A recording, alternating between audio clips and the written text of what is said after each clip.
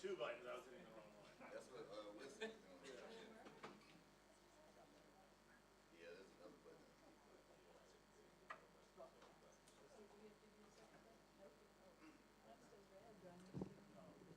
Nope. Okay. All righty. So I'd like to call this meeting to order. I think everybody's situated now. Now, first on the agenda item, we have the Urban Growth Master Plan update. Anita Morrison, Partners of Economic Solutions. And Mr.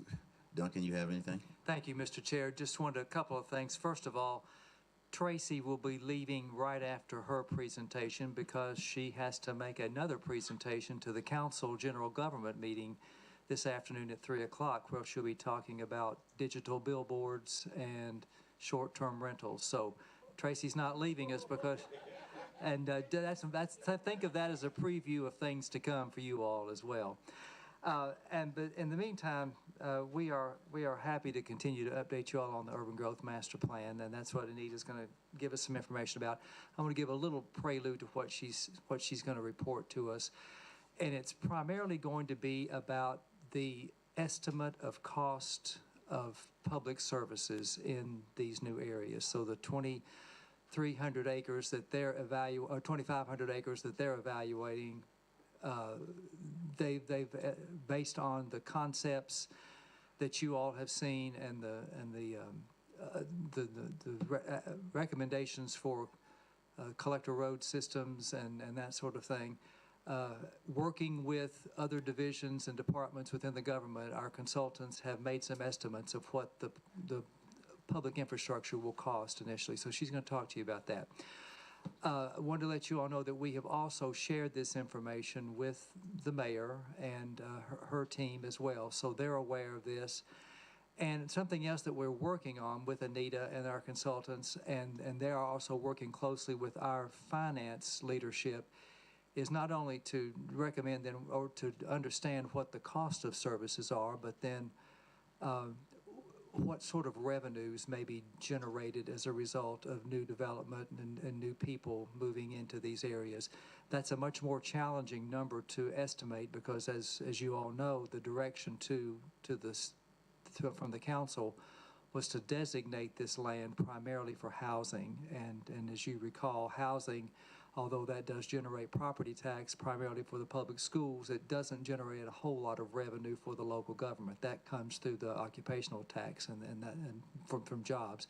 And as you recall from seeing these recommendations, there aren't a lot of that kind of job proposals for these areas. It's mostly neighborhood centers and some flex space, but with a large emphasis on residential, which was the direction that the council gave us.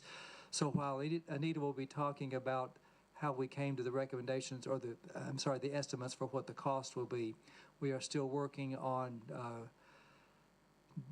trying to determine what the revenues will be, and then there will be additional work that follows the master plan that will be, again, coordinated through finance and others to talk about financing ways for this. So we got the exaction program from 1996. What are we going to do for 2024?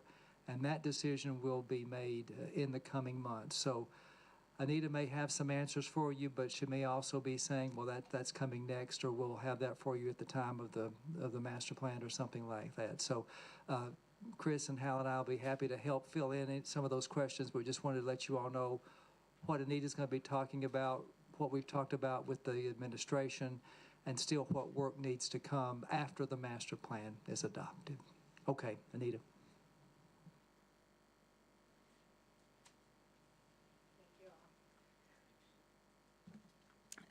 So as Jim mentioned, we're focusing today on capital improvements and what's required to service the expansion areas.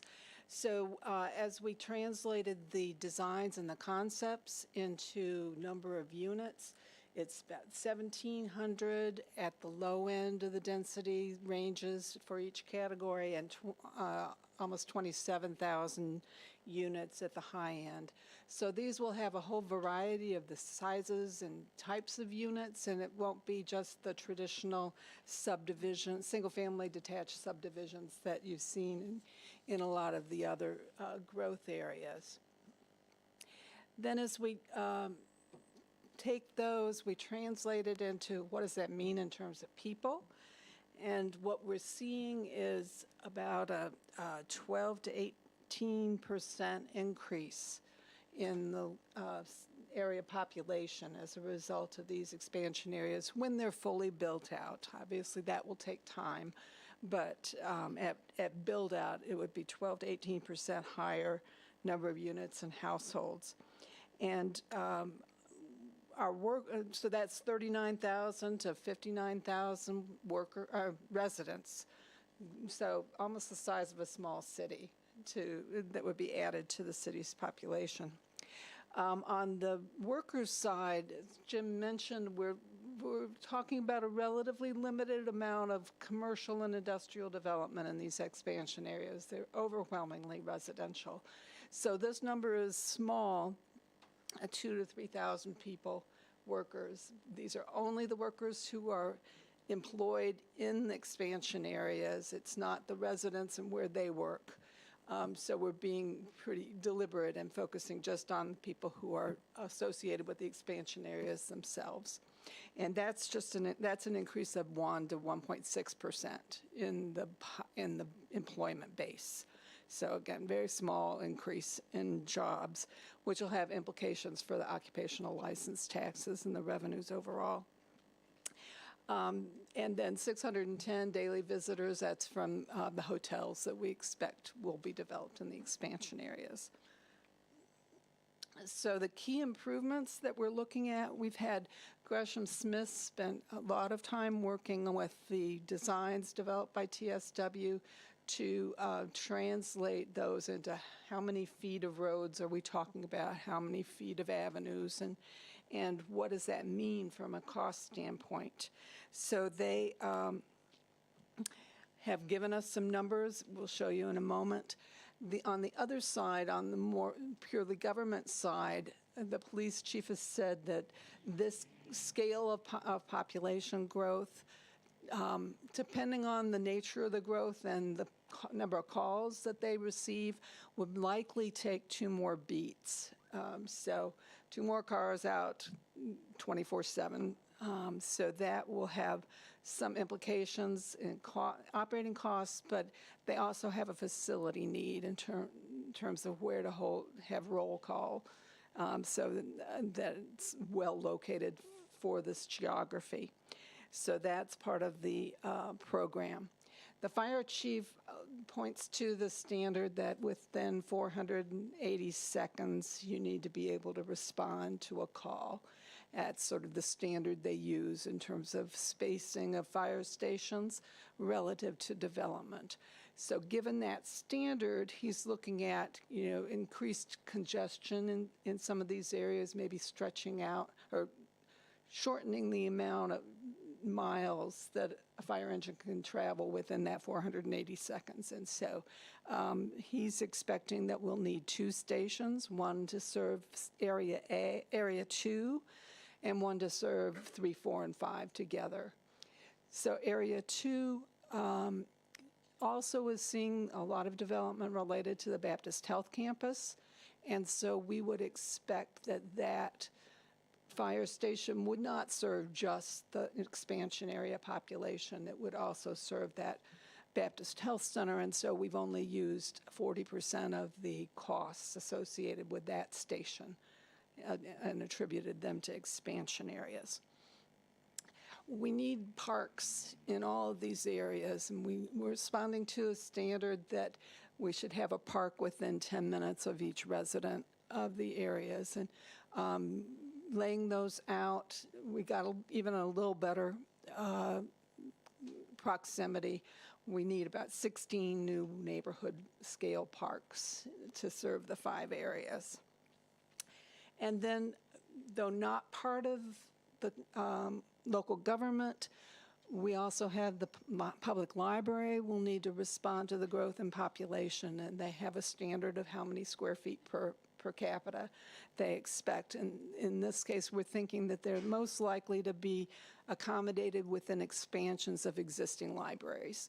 And so that's an additional cost that would not be borne by local government. And then LexTrans is saying that to service, to direct service along Athens Boonesboro would take two buses in order to provide the same level of service that you have from other parts of the city, and that will have some implications for their costs as well. So these are estimated costs. They're not engineered. It's not, you know, the roads haven't been, we haven't done any soil testing. We don't know exactly how we'll cross each stream, but Gresham Smith did a cost per sort of a generic 100 linear feet of boulevard and 100 linear feet of avenues, and said, okay, for all the roadway, all the pipes associated with those, water, sewer, conduits, the sidewalks, street lights, street trees, the whole cross-section of that road, and they gave us a cost per 100 linear feet and then applied it to the number of feet of boulevards and avenues throughout the expansion areas. What they added stream crossings, and they added intersection improvements as additional costs to be considered. And then because they're not engineered and we're still way out from being to the point where you get a really firm cost estimate, they added 30% for contingencies and 20% for a standard design and geotech and all the kinds of things that come with the hard costs of construction. What these costs don't include is important to understand as well. It does not have the local roads. So we saying boulevards and avenues are sort of the thoroughfares into these areas, but when you pull off out into a subdivision or an apartment complex, those roads are not in these numbers. And also not in the numbers are stormwater improvements other than in the boulevards and avenues. So some really large costs that are not in these numbers, just so you keep those in mind. We did not estimate schools, and we didn't buy the land for the parks. So we're anticipating, we're hoping, I guess, that there'll be arrangements with the developers that they will earmark parkland without necessarily charging the local government. And then this last item is $47.6 million in Area 2 sewer improvements. This is in response to the consent decree. They're improvements that will help the overall system efficiency, that help cut down the water pollution that's occurring now. But these are costs that are unrelated to the expansion area itself. So these are things that are presumably already budgeted within the budget to respond to the consent decree. So those are not in these numbers I'm about to share with you. So, nice big number. If you look at the capital costs, $570 million if the local government were to go out and make all the improvements that I just described to support the development of these expansion areas. Huge numbers, primarily roadways, intersections, and trails. But there is $6.7 million in sanitary sewer that we know about that is attributable to the expansion areas, but this is just Area 2. The roll call center, based on recent developments, looks like it would probably be about $7.4 million, and then the fire stations, almost $24 million for the 1.5 stations attributable to expansion areas, and then another $22 million for the parks. So I mentioned also the $17 million there for library expansions and $2 million for the new buses. But those are not all local government costs. That's the good news. It's $570 million is a hard number to swallow, but in fact, the developers traditionally cover those roadways, intersection trail investments, the extension of water and sewer, and all of those things that make the land developable. So of the $570 million, we're looking at $517 million being covered by the developers if we proceed in the same way that we traditionally set up those kinds of arrangements. And then the actual government costs would be $53 million, so a little less than 10% of the total. So if you look at the far right columns, what you see is a range of costs per unit. And what we're seeing is that between the higher density development and a lower density development. So in the lower, if we had a range between 9 and 15 units per acre, we use the 9 in that case to generate the number of units. And on the higher density, we use the 15, the upper limit of that category. You see a difference of almost $10,000, almost 50% per unit difference in costs, because you're able to use that infrastructure more efficiently to serve many more units than you can under the lower density.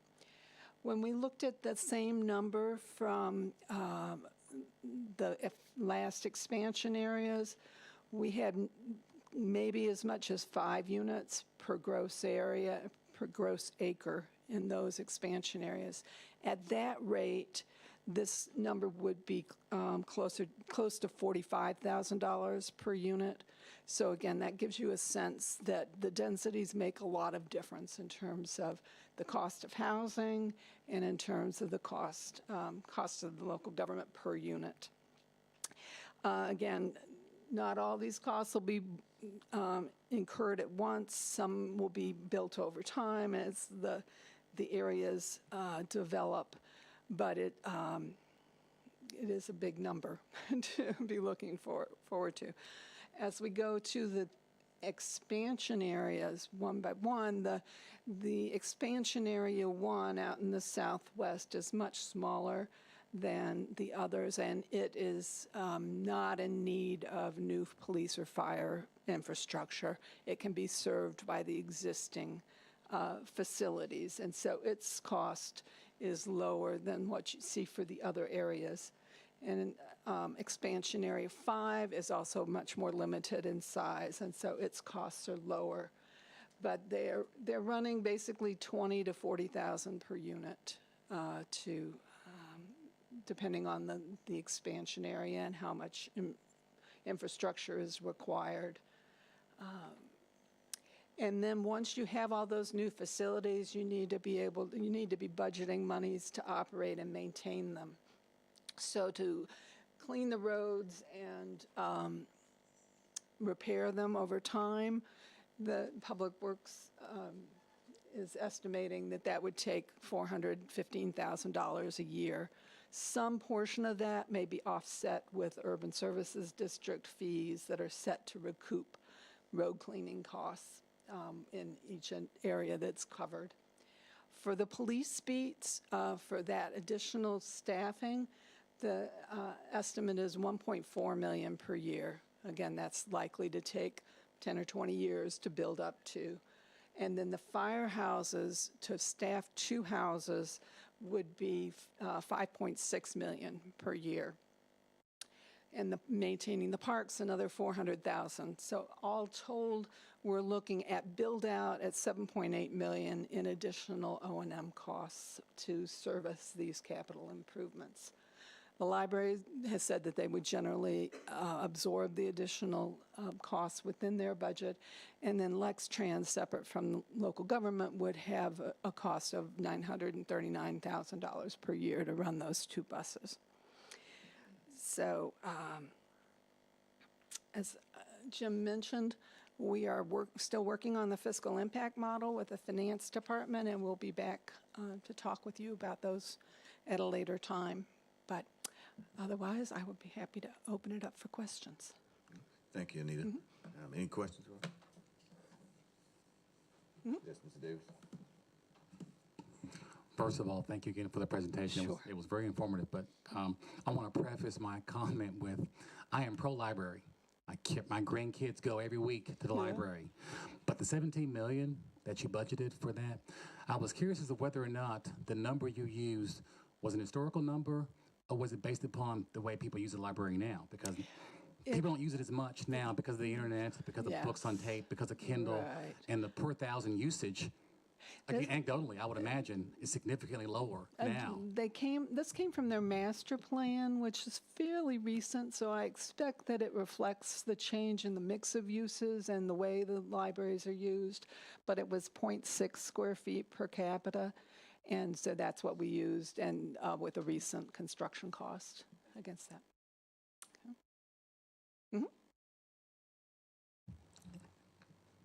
Yeah, a lot of these numbers look like they come from, like you said, sources in the government. How much does a beat cost for police? How much does a fire station in Lexington cost to run? Right. How much does a bus cost to run? The expansion areas are proposing neighborhoods and areas that look a little different than other suburban neighborhoods here in Lexington. And I'm curious if you looked at any studies or found any resources or studies that looked on, some of those example neighborhoods that TSW showed us as to what they actually cost in infrastructure, just to sort of key and compare these numbers to see how closely you came with these numbers to what those other communities ended up finding those costs to be. We look for differences in operating costs and things like that to see if there was any literature that could help us understand the difference between dense and sprawl, dense development and sprawl, and really didn't have any hard numbers to use in that regard.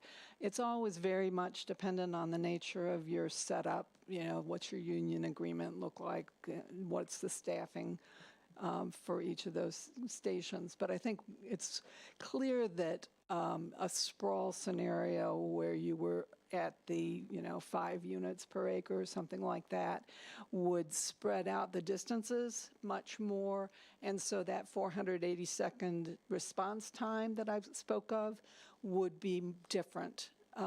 It would be harder to meet that with 2 stations. You probably have to have another one or something, depending on exactly how it all laid out, where it sprawled to.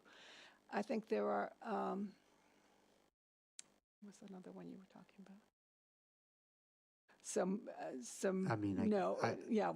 We don't really have those numbers I guess to compare. I'm asking because if we're extrapolating, our current poor level of bus service into these new areas and having one bus running back and forth Every for half 2 hour. hours on the weekend as our baseline for cost.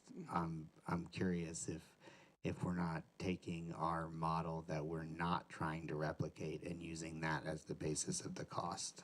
So if you were to go to a more demand response kind of service, you would have a different kind of cost. I can't say that it'd be lower.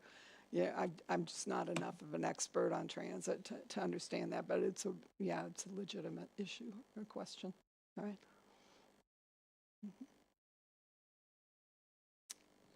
Thank you for that presentation. Do you mind backing it up a couple of slides where you showed the different expansion area numbers? There we Yes. go. Right. Okay. If there's an opportunity to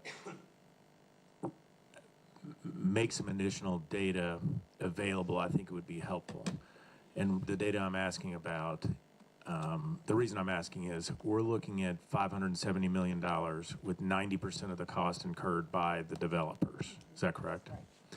Okay, what I think it's important for us to see is the capital cost divided by the acres of each expansion area. because what I'm looking at is possibly $200,000 per acre of cost incurred by the developer. I think. I mean, we're close to 2,800 acres and we're at $570 million. Yeah, that's about right. I think that's important for us all to understand as we're trying to work with developers and encourage developers to help us provide our city's needs through providing housing and services in our urban growth area. And that is that's a big number, but I think it's important for us to show that. And with that number being shown, we need to think about how to engage developers to make that investment worth it. Okay. Good point. Yeah. It's a, we have quite a big variation between gross acreage and net improvable acres, just because of the stream beds and things that have taken floodplains out of our developable acreage. But it's a big number. Yeah, it's definitely a conversation you need to be having, in terms of how to approach that developer. Yeah. Yeah. Okay, any more questions for Anita? Yes, sir. One more question here. In talking about that 90-10 split that you kind of are showing, what in some of the other areas that you've looked at or other parts of the country, what's the range that you find of that split between developers and the community putting in their own money for the infrastructure? Yeah, we don't normally see all the developer costs with the local government costs, so I can't really tell you that it's much higher or lower. I think, it's probably, just mathematically, it's probably a little higher than some other areas because we don't have all the developer costs in that total. We have just the boulevards and avenues, and so if you had all the developer costs, it would probably be even lower. But it's all a function of the structure of the government, where the land is, where the existing facilities are, and whether you can use existing fire stations and police roll call centers and everything. Yeah, so I would say it's probably a little higher, but yeah. As we move forward, is it possible we can maybe do a survey of some similar-sized municipalities and maybe get a better idea of how we stack up? Because again, I'm fairly new to the whole process. I want to see where we stack up, so it's more clear to me how to proceed. Yeah, I don't want to do this in a vacuum. Right.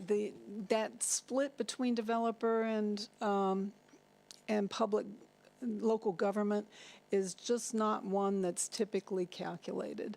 To be quite honest, it's not common for a local government to estimate what the developers are spending, and so I don't know that we would find the base data as we went and looked for it. You'd have to start to piece it together between, all right, well, there were 8 developers here, and what did they put in as a total? I just don't think we would find the evidence to give you guidance. I think mostly that percentage is not really a very meaningful number. It's really the $53 million. Whether it's 5% or 10% of the total is not so much the case as, or the issue as it's, $53 million. Mr. Davis, if I could add a little bit based on some of the conversations that we're having with the development community too, and Mr. Nickel, to your point, it's not as everybody knows this stuff costs a lot of money. I think it's the question of and the mechanisms for how these things get paid and the timing. And I think if I think I'm understanding what Mr. Nickel is suggesting about encouraging them to, work with us on this process, that means the creative mechanisms we have for capital financing. And some of that is on developers, and some of that may be something that the government has a part in. And that's very common in other cities too. And that's the part that Jim alludes to with what we're working with the administration on for following this master plan, is trying to come up with a total package for capital financing that is both for private developers to use, a la an exaction program, but modernized for 2024 and 25, like an impact fee potentially. But any other type of development financing that the government can participate in, including, you know, bonding capacity and things like that. Those are all things that other cities do as part of their capital financing programs. And so that's, again, I think there's going to be a lot more to talk about on that as we go forward on this. But for the purposes of this master plan, we thought it was really important to make sure we at least outline what the costs are in broad terms, and then also talk about what the fiscal impact on the government is. That's the piece we're still working on. How do we come and together and sort of partner with the development community to create a mechanism for financing that works for everybody, that gets us the ability to build the types of products we're asking for in this master plan. To Mr. Mickler's point, it is going to be hard to do some of those things because we've not done them here before, and that's a different model than what we've seen. So the government has an interest in trying to ensure that we have a way to do those financially as well. So I hope that adds a little clarity. So this is education for me, because I'm next to you in terms of when we got here. I've never really heard of a presentation on the exaction system. So I just want to check a couple of clarifications. Is the 90-10 a figure we get because we're funded by exactions, and so we have a better handle on that? No, the exaction program was a method to allow for construction. It was a financing method that we chose, but there is a more comprehensive capital financing program that is typically used by cities our size and larger to address the situations where the government may provide the infrastructure up front and the developers pay us back. We've done that before with sanitary sewer systems in the past. The government built them, and through what was called the OPSS system, developers paid back into that over time. So that's essentially a form of capital improvement program, but was only for one type of capital expense. Exactions exaction is a broad term for anything that, you know, developers pay into, you know, but an impact fee is another type. So there's a lot of different options, and this plan will make some recommendations about that. But in terms of putting that together, that's a whole, it's not possible for us to do that in 8 months, 10 months. Yeah, no, I'm not looking forward. Okay. I'm looking backwards. Well, I'm trying to figure out how we got that figure, but we don't have it from other places, is my question. Right, so it was built up from the the linear feet of roads, of boulevards, of, you know, how much the sewer is going to cost, how much was the police roll call center and the fire stations. So it's not historical at all. It worked out to be 90-10, but that was not tied to the earlier efforts. And the exaction policy, it applied to the old expansion areas, but I don't think people are looking to that technique going forward. Yes. And only certain elements of public infrastructure were Yeah. exactable under that system, particularly the boulevards, parks, and like regional stormwater, of which there was a follow-up study to identify those costs and engineering to sort of scope that out. So all of that sort of happened after the plan too. So it depends on what you put into the sort of defined infrastructure bucket.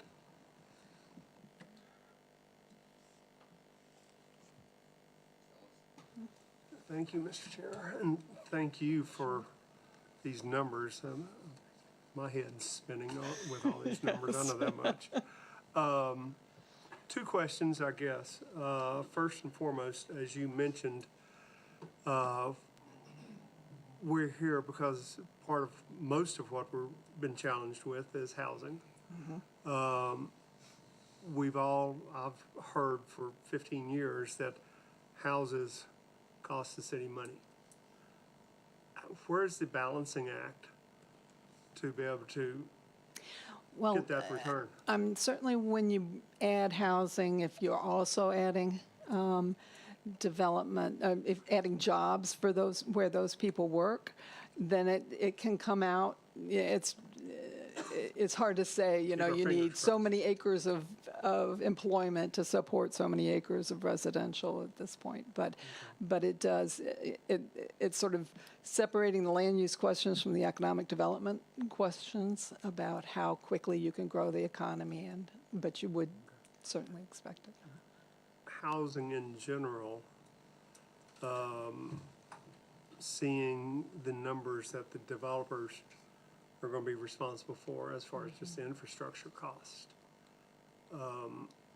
We all can pretty well assume that they're going to try and recover those dollars. Yes, right. In being challenged with houses, affordable housing comes into play. Yeah. Has that been looked at, or is, So I know not, these are average numbers. yeah, not explicitly. So they're averages across a whole different array of housing. And so when you actually take the cost per unit for an apartment, it may be half or, less, a quarter of what it would cost you per unit for a single-family detached unit, and those would be then reflected in the rents and in the pricing. But I think what's really important is that this is a variety of housing sizes and types, and so you have much more opportunity to serve new workers and to make more affordable units, to put more within reach of existing households. Thank you.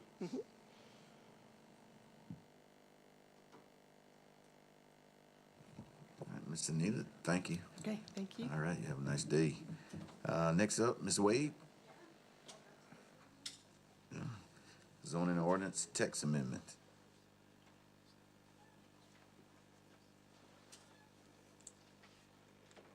If I start talking about short-term rentals or billboards, redirect me. It's all kind of swimming up there right now.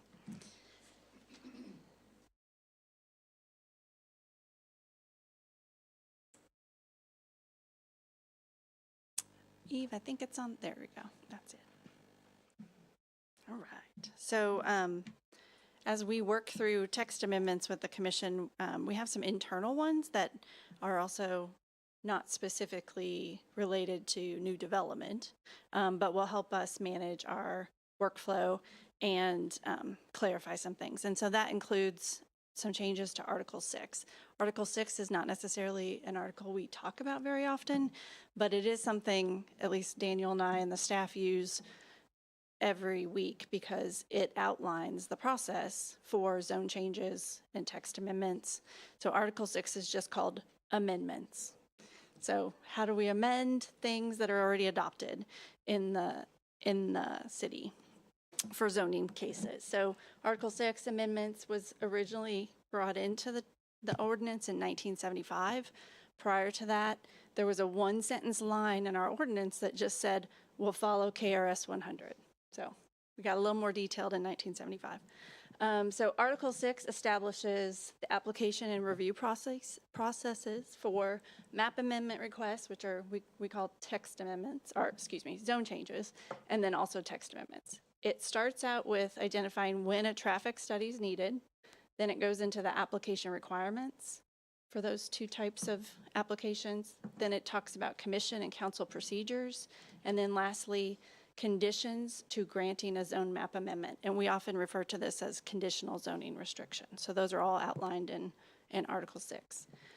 So the staff has identified two areas in need of update. The first is related to accepting text amendment applications from, and I put this in quote, any person, because it's what our ordinance currently says. And then the second point that needs to be updated is there appears to be conflicting language about when an amendment to conditional zoning restrictions is applied for and whether that causes the council to mandate a public hearing. So what we've been doing administratively doesn't necessarily exactly match with the text. So we want to get those in line. So the first amendment would occur to Article 6.2, which is titled Application for Zoning Ordinance Text Amendments. And the first line is really what's at question. And it says, a proposal for amendment to the text of the zoning ordinance may originate with any person or governmental body. And while that has served the government well for 50 years, currently the KRS 100 does not line up with that language. And I don't know if in 1975 it did, or in 1983 when we updated our ordinance, perhaps it did then too. But since then, KRS 100 .211 has been amended and updated, most recently in 2014. So procedures for amending zone map amendments are spelled out in KRS 100, and it's very specific for zone changes. For text amendment, this is the only section that talks about the text amendment. So there's like 7 or 8 sections in KRS 100.211. Section 3 is specifically what talks about text amendments. And most of our text in Article 6 mimics this, but not the first sentence. So the first sentence of that section in the state law says, a proposal to amend the text amendment of any zoning regulation must be voted upon by the legislative body or fiscal court and may originate with Planning Commission of the unit, which is the urban county government, or with any fiscal court or legislative body, which is a member of the unit. And for us, that's the council. We don't have a fiscal court, it's just the council. But what it doesn't say is any person. So what we have been doing is allowing for text amendments to be filed by outside entities and not necessarily coming from the 2 bodies that the KRS says that we can accept them from. So what has been sort of floating around for a while now, over a decade, is an Office of Attorney General opinion from 2012, which presented this question from Crittenden. And at the time, the Attorney General did find and put out an opinion that, and I won't read it all to you, but it was a similar case. The city of Crittenden was allowing text amendments to be filed by citizens, but the Planning Commission, their ordinance said that they could, but the Planning Commission said, wait, we're not going to accept that. And so they asked the Attorney General for an opinion. Within the Attorney General's opinion, they concluded that the ordinance granting the property owners the right to propose a zoning ordinance text amendment goes beyond the statutory scheme set down by the legislator and is therefore invalid. Which means, in sum, well, a property owner may propose a zoning map amendment, which we call zone changes. An owner may not propose a zoning text amendment under KRS 100-211. So any ordinance conferring the power to propose a zoning text amendment conflicts with the statutory regime that the legislator has adopted. So in essence, local governments, if you're allowing property owners to file text amendments, we are giving a power, we are allowing that part, taking that power that wasn't granted to us by the state. And that's in excess of what we should be doing. So the staff suggests amending Article 6 to correct that misalignment, which would then result in all of our text amendments coming from either the Planning Commission initiating them or the Urban County Council initiating them. Any questions about that? Yes. Yes. When you're talking about those that have the ability to originate a zoning ordinance text amendment, it says can it be one member of the Planning Commission and one member or one member of the City Council, or does it need to be a consensus of the City Council and a consensus of the Planning Commission to allow the zoning ordinance text amendment hearing? I believe that because it says the Planning Commission has to act as a unit. And so you would have to vote and have a majority of the Planning Commission members initiate the text amendment. Is it same with the council?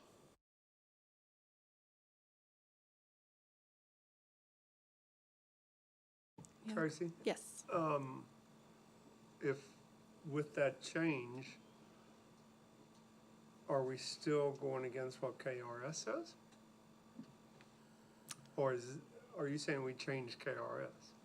No, KRS says that only a text amendment can move forward only with the Planning Commission or the council initiating it. Right. So, but your thoughts is to change to let a person. No, currently our ordinance does allow anyone to file a text amendment, which is why we have the solar text amendment, why we had a text amendment about baseball fields and the AR zone. So your recommendation is to go which way? I'm sorry. Well, I think our only choice currently is to follow the state law, which is only allow the planning commission or the council to initiate a text amendment. So what was your next slide then? Oh, this was about the Office of Attorney General, what their opinion was. I thought there was a slide or a There's another one. recommendation to allow an applicant or a person to allow, you're saying no? We already do that. Since 1975, understand we've But- accepted But those. you're wanting to make a change to say only planning commission or council or Yes, to be in line with KRS? yes. Okay, I'm sorry, I misread something. Okay. Mr. Chairman, for clarification, so as an individual, if I wanted a text amendment, I could go to my council member, I could go to the planning commission, and they could bring it to the table, right? Yes, they could bring it to the table, exactly. And Okay. then the commission or the council would have to act as a body to initiate that Okay. request. Right, you would need 6 planning commission members to agree with your proposal. Yeah.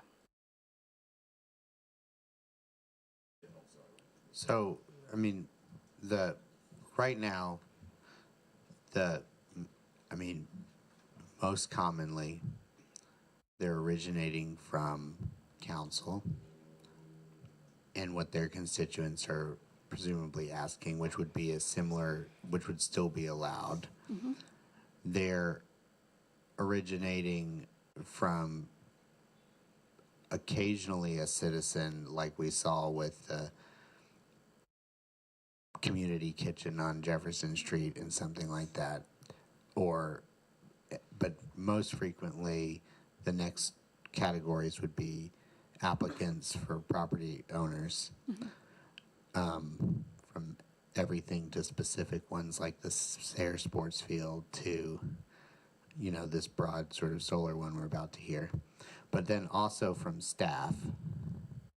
So how would you all envision, because right now a lot of work on zoning ordinance text amendments is initiated and started and researched before the process or the planning commission even starts discussing this or votes on it. So how would you all envision your work process sort of existing if you all sort of lose the right to initiate a zoning ordinance text amendment? Does that make sense? Yes.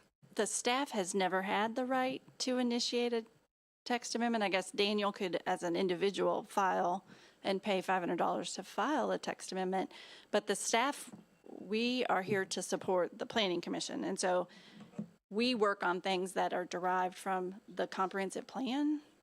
And those are, in essence, already initiated because the Planning Commission has adopted a whole plan that says this regulation needs to update, this regulation needs to change. And then anything beyond what an adopted plan by the Planning Commission is desired, like this text amendment, we come to you and say at the end of the meeting, the staff is requesting you to initiate a text amendment to Article 6 for this purpose. And then you vote on that. And that's when we start our process. A lot of times we've developed the text beforehand, so you know what you're initiating. Less frequently, it's more of a concept, and it might take a lot longer to get through the process. But in either regard, the staff doesn't have the power to do that. We still come to the commission. Mr. Chairman, question for legal. Is the item that is on the agenda today, is it even in compliance with state law, what we're doing? Well, I mean, we're trying to make sure we're more compliant with state law, but it's definitely in compliance with the process we've been using for a number of years. Which, just to clarify, if an individual or any person under what we currently have in our ordinance wants to file for text amendment, they file an application and they pay a fee. What we would be doing is basically eliminating that so that it would come through either this body or the Urban County Council and then come back to you all to consider. But as it is right now, the way that particular application is being handled presently is not in compliance with KRS. There's certainly the argument that it is not. Thank you.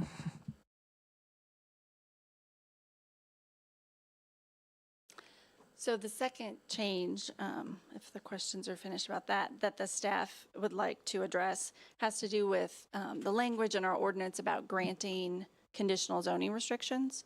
So the way it's currently labeled, well,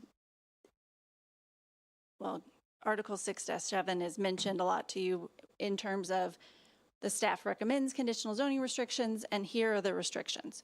So restrictions have to fall within these limitations, again, per KRS. That one we are in line with. So 100-203, which say that an urban county government can put conditions on a map amendment, and it can address these things: restrict the use of the property affected to a particular use or a group of use, or a specified density within those permitted in a given zone, impose architectural or other visual requirements or restrictions upon areas if it's a historic zone, and then lastly, impose screening and buffering restrictions on the subject property. So that's, you'll hear us talk about that sometimes and say, well, that restriction that you're proposing is not in line with this. So that's most often when we talk about conditional zoning restrictions and what's allowed. So that has been in our ordinance since 1988. And we've had the power to do that since 1988. What has become a question mark a couple times is when someone is recommending or requesting an amendment to a conditional zoning restriction. So what's the process of that? The way the ordinance is worded, it sort of sounds like anytime a conditional zoning restriction is changed, the council is required to have a public hearing. And that's what's in green down here about procedure. It says the procedure for review, notice, same, whatnot, except that a full public hearing by the Urban County Council shall be required in all cases. But what we know is that they don't always hold a public hearing. They do act. They do 2 readings on changes, but they don't always hold a full public hearing.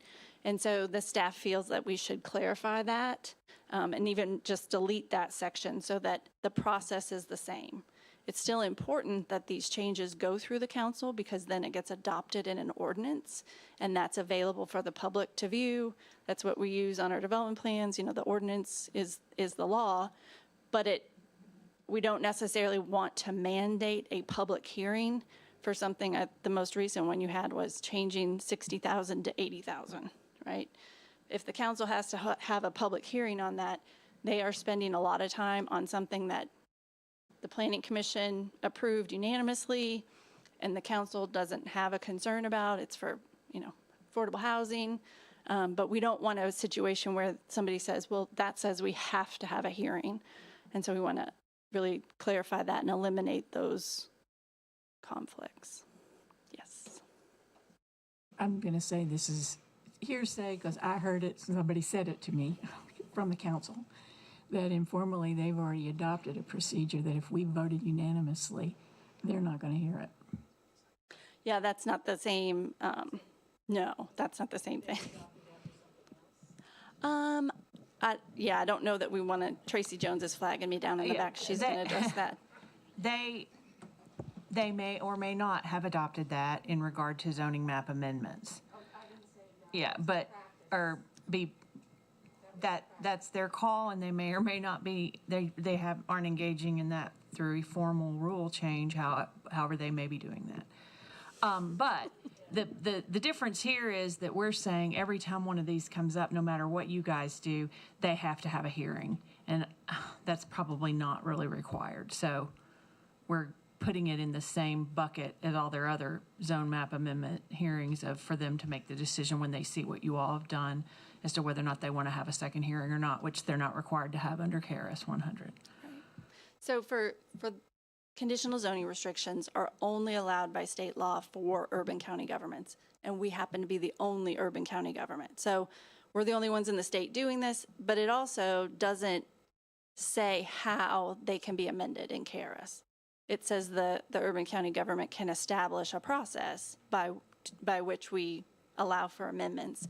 And so we've kind of put this on ourselves.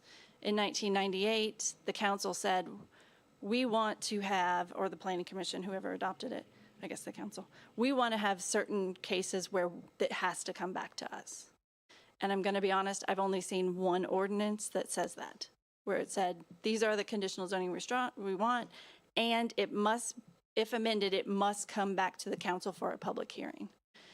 I think that the council has likely not read Article 6 in a long time, and so they may not know that they have that power to do that.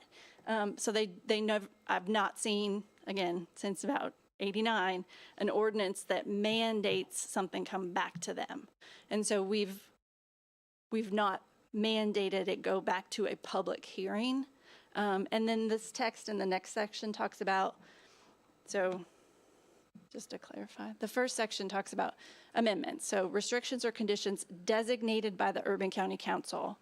And then it says designated by the council at the time of their adoption. So those, if it's designated by the council, have to go back to the council for a hearing, if we read the letter of the law. But all other restrictions, so if the Planning Commission mandates the conditional zoning restriction and the council just adopted it without a hearing, this sounds like they can just come back to the commission without ever going back to the council. And that's not how we've done it. We've always sent them onto the council so that the ordinance can get updated, it can be included in all of the council records, and it becomes part of the zone applied to that property. So again, I think we just want to clean up this text and make sure that what we've been doing in terms of policy aligns with the words in the book.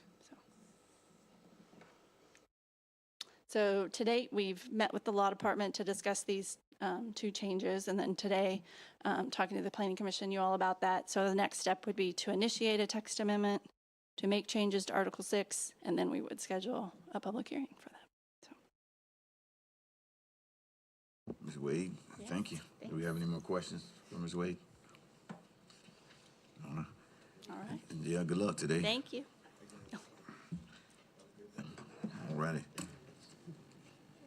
Yeah. So, no, I was just going to ask, Mr. Duncan. Mr. Duncan, just Yes, sir. Want to go back to Mr. Davis's question to legal about this particular. Let's make that clear. The ZOTA that's before you is filed legally. Okay, that's all. There's no question, but this is just a coincidence about this timing. It has nothing to do with any citizen-initiated text amendment on the table. So please get that out of your mind, applicant and Planning Commission. There is no problem with this ZOTA that has been initiated by the private sector.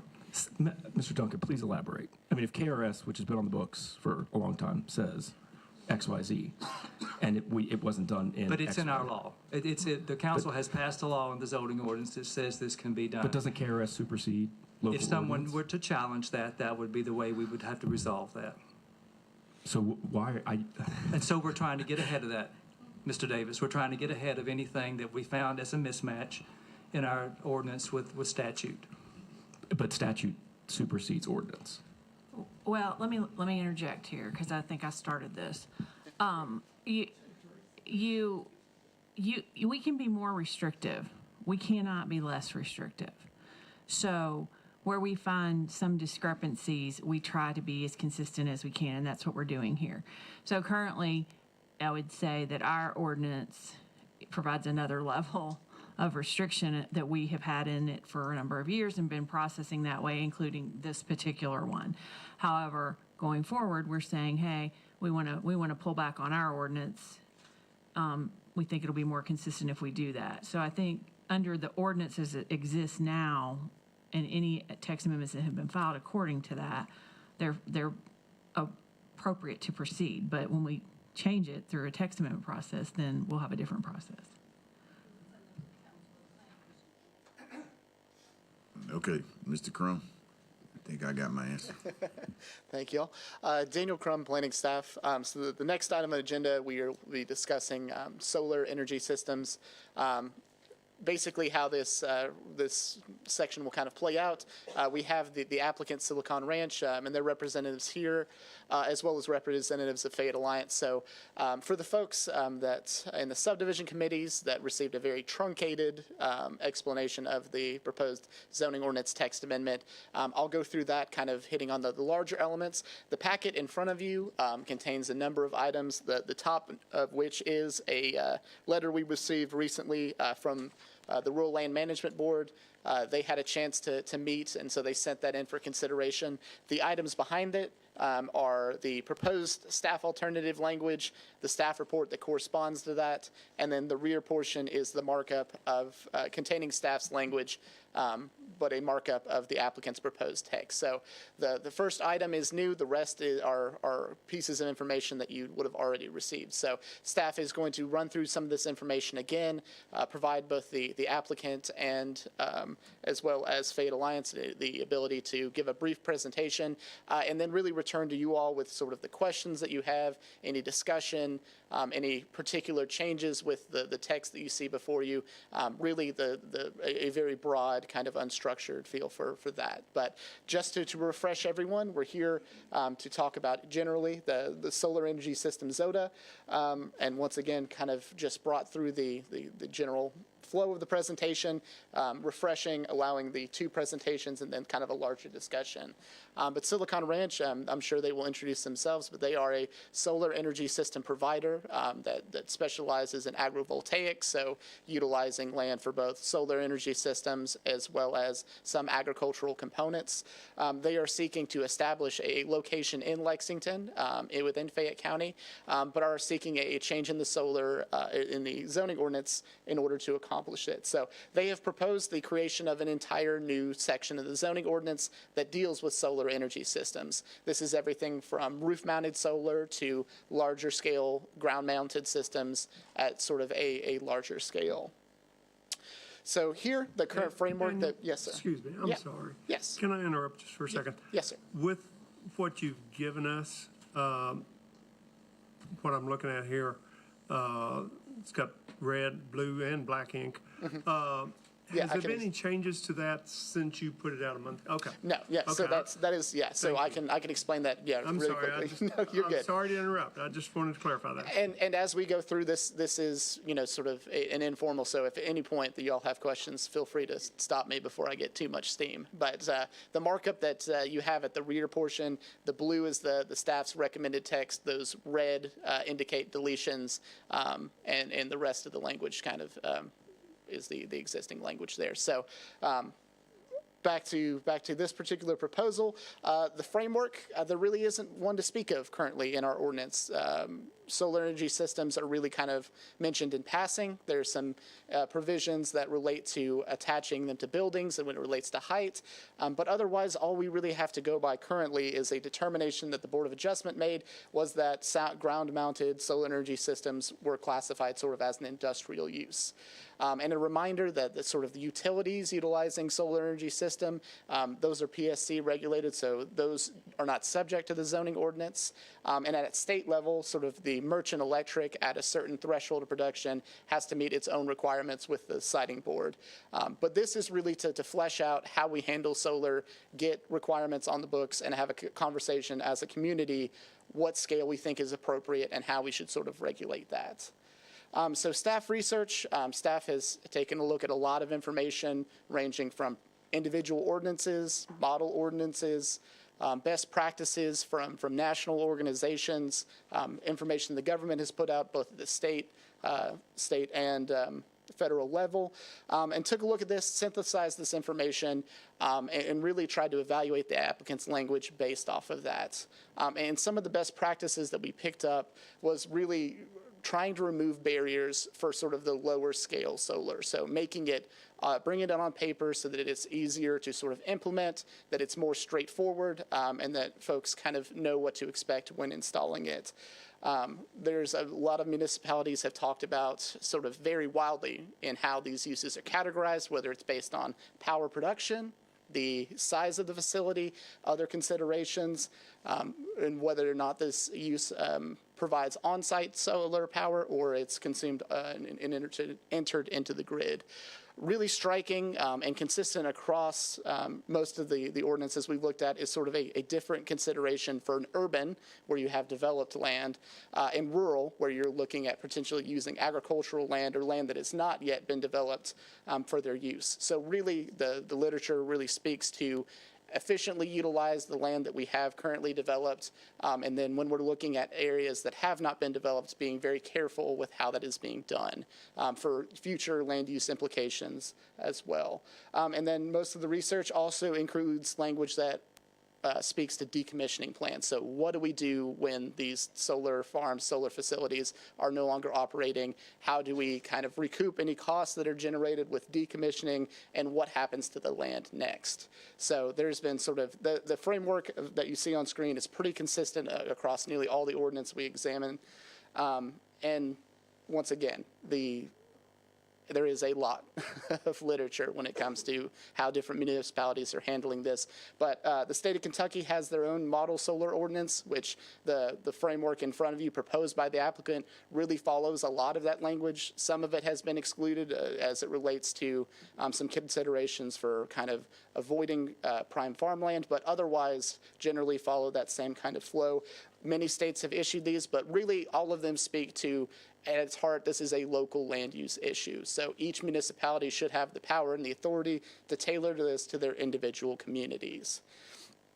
And then when we look sort of at the solar installations by state, you'll notice that Kentucky right here is on the lower grade as far as the amount of solar that has been installed. And so when we were looking at these sort of best practices, we also took into account that comparing how solar is handled out in the West or in areas that receive, a much larger amount of solar energy or have much different kind of natural features, comparing how something like Nevada handles solar in their rural areas is not really comparable to us. So really, in terms of ordinances that we've looked around, really is more regional specific, but also kind of still trying to pull from best practices. So Kentucky is sort of on the lower end of the production, with sort of both of the respective coasts and Texas kind of filling that out. So getting to speak on kind of what staff's recommended language. So that is sort of that second piece of information there. The first step is kind of splitting up how we are considering solar energy systems. So the first two categories are the easiest to implement. They are generally what we're used to seeing on a day-to-day. So integrated, so where solar is built into an existing building as a part of its construction, or a roof-mounted, where this is an existing structure that you are then retrofitting with panels, and is something that you would see, say, on a house or an office building, but takes an existing structure to make work. Where you really start getting into the details of where solar starts to become really impactful is the ground-mounted. So what happens when this is sort of the prime use of a particular parcel? How is that split up? How is that defined? The staff's language in front of you splits this into three kind of tiers. First, small scale, which would be up to 2,500 square feet. This is something that you would see something in a residential context, not very large, but something that's still sort of accessory in scale. That intermediate is up to 5 acres, allowing for something that would be more tailored to a larger development, a larger site, and then large scale, which is greater than 5 acres.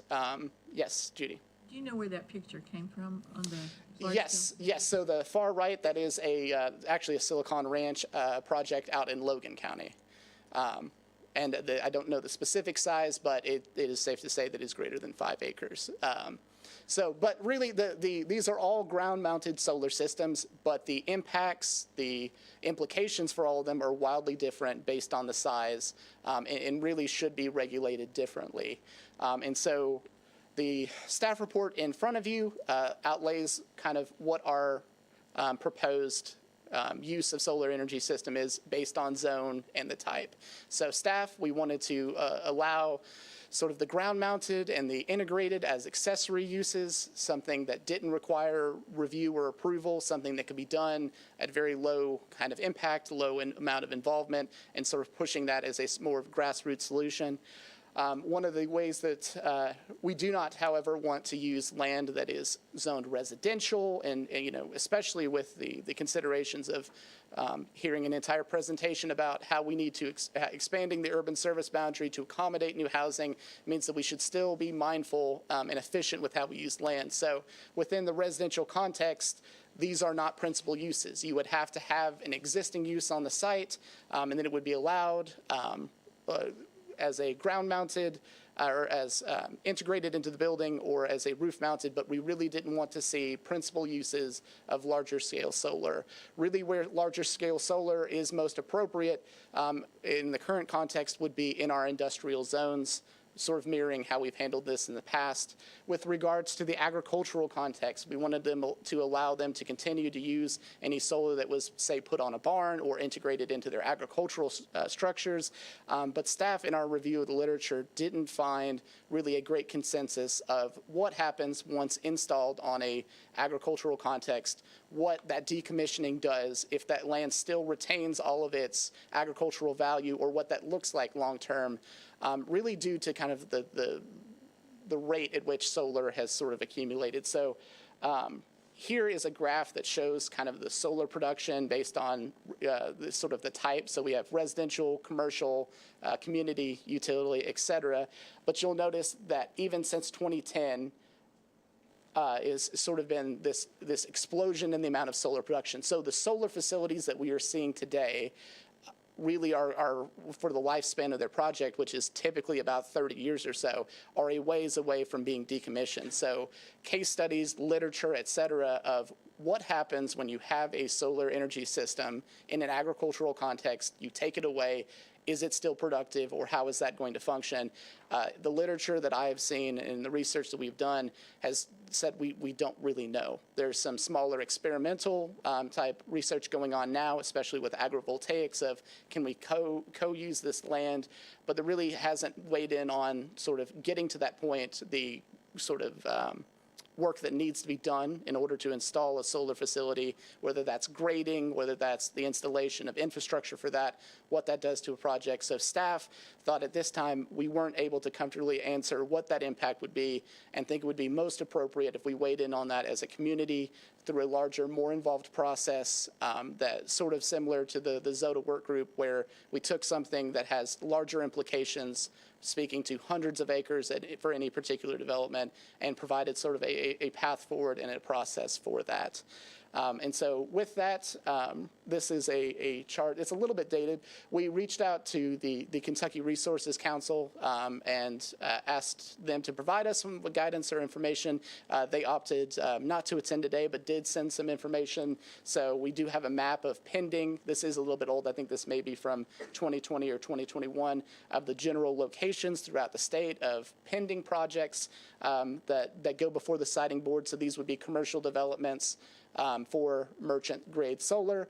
And generally speaking, that represents about 30,000 acres from that kind of snapshot in time. But that was provided from the Kentucky, from the state level as well. So once again, summary of what we've proposed with the text. So taking the applicant's language, some of it was duplicative for what we have currently in the zoning ordinance, clarifying that we modified some of the categories to acreage that we thought would be more appropriate based on where we're going to be recommending them. Once again, focusing on accessory uses in the residential zones, allowing the industrial to have kind of a large, or the commercial and industrial to have a little bit more involvement. But once again, sort of excluding the agricultural so we could have sort of a larger, more meaningful conversation with that. We provide sort of standards for the uses when they are a principal use, as well as specifying the decommissioning plan that lays out sort of how those facilities, once they are no longer generating power or beneficial, how those are sort of brought offline. So there is a lot of specifics in the text there. So, as we are listening to the applicant's proposal, as well as Fate Alliance's proposal, if you see anything in the text that you have questions about or that would like to kind of go through in more detail, staff is here to kind of talk that through, as well as to answer any questions that you have. But it is understandably very large reaching impacts and with some very specific minutia involved in some of the decisions that we have as a community have to make. So I'd be happy to sort of answer any initial questions. Otherwise, we'll let the folks there talk, and then we can circle back with anything that you may have. Okay. Thank you, Mr. Crum. Any questions currently for Mr. Crum? Mr. Duncan, I just want to put out there, too, this is just a work session, so we're just hearing from staff and the applicant only today, no outside citizens. or? That's right, Mr. Chair. There will be a public hearing for this at a later date, and potentially a public hearing at the council as well. Okay. All right. Mr. Owens? To clarify that, I thought that someone from opposition was going to be allowed. Yes? That's kind of all that. Yeah. And isn't that the understanding? As Daniel said, we invited Kentucky Resource Council to come, and they declined to participate. I think they're referring to the Fayette Alliance. Oh, Fayette Alliance is speaking today. Okay. Yes. No, Okay. the Fayette Alliance asked to speak, and so they are on the agenda as well. Okay. So- Thank you. Phrase it, I meant to say staff, applicant, Fayette Alliance, and then that's it. Yes. Okay. That's what I was, yeah. I do have a couple questions. Yeah, go ahead. Sure. Thank you. Daniel, thank you. You know, this is what work sessions are for, is educating us. Two things right now. There's probably a lot, but you talked about having decommissioning information in there and practices and so forth. Do you know of any sites that's been decommissioned at this time? So, yeah, so one of the real challenges was staff was really unable to find any instances where these have sort of actually been carried through.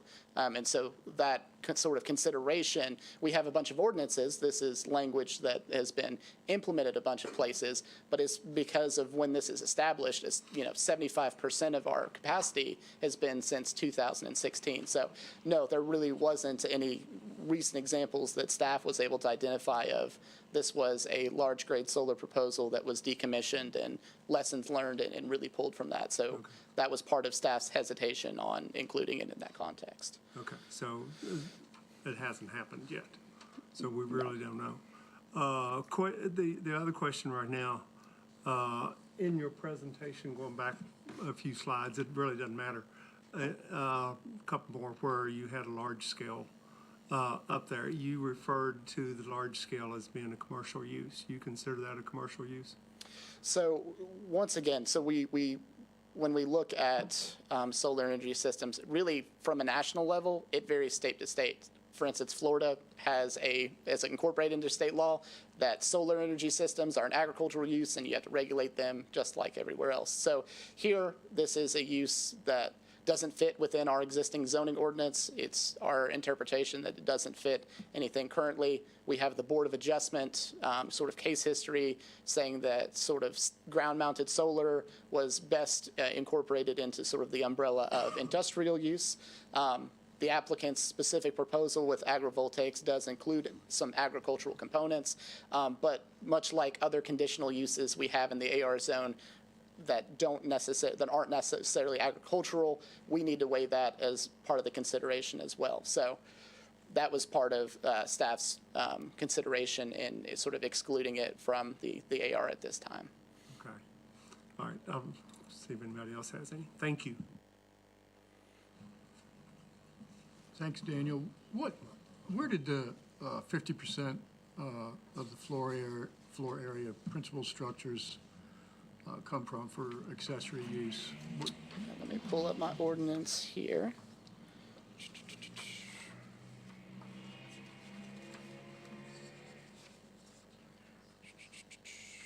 Okay, so that is section here. Okay, that's in the uses. Yes, so I believe that was sort of our standard for accessory structures. So in instances where you have a residence, say a single family house in a particular zone, we want to make sure that the principal use of the property is still the overriding primary focal point of the site. So we have restrictions that relate to maximum accessory structure size. We wanted to make sure that on a residential lot that wasn't suddenly way out of compliance. And so that's where that provision came from, that to make sure that the principal use of the property size-wise was still the focal point. So 50% is, there's nothing particularly magical about it. It's just a way to keep it under the predominant size of the structures and keep it from dominating in any way. Thank you.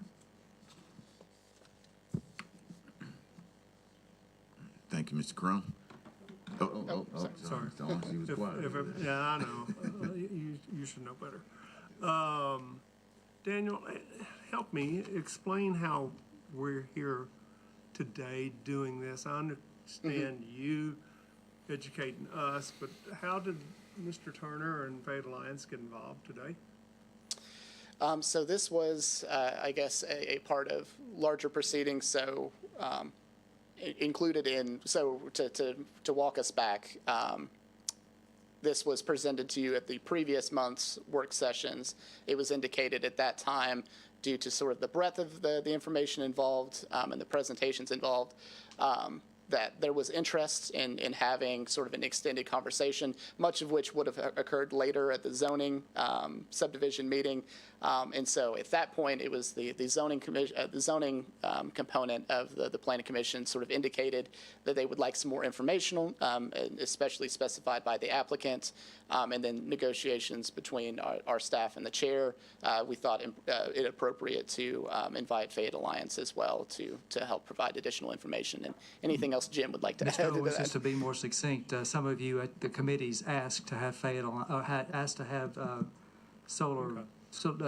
Silicon come and speak to you, and so the request was also made that Fayette Alliance present as well, so they were brought. Okay, thank you. Thank you, Mr. Chairman. Thank you, Daniel. I thought it was a great staff report, and as I stated at the zoning committee, I'm in total agreement with the staff report, and I'm happy to hear more from Silicon Ranch.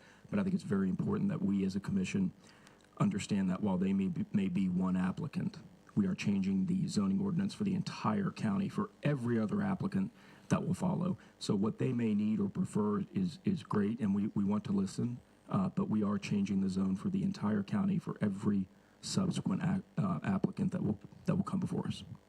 Thank you. Thank you. Thank you, Mr. Crum.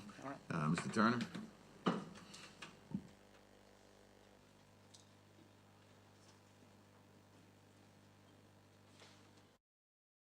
Thank you, Mr. Chairman, and members of the commission. And we're glad to be before you, and we don't intend this to be an adversarial type of situation. We're not going to lay out our case. That's coming up for the public hearing. That's not the intent.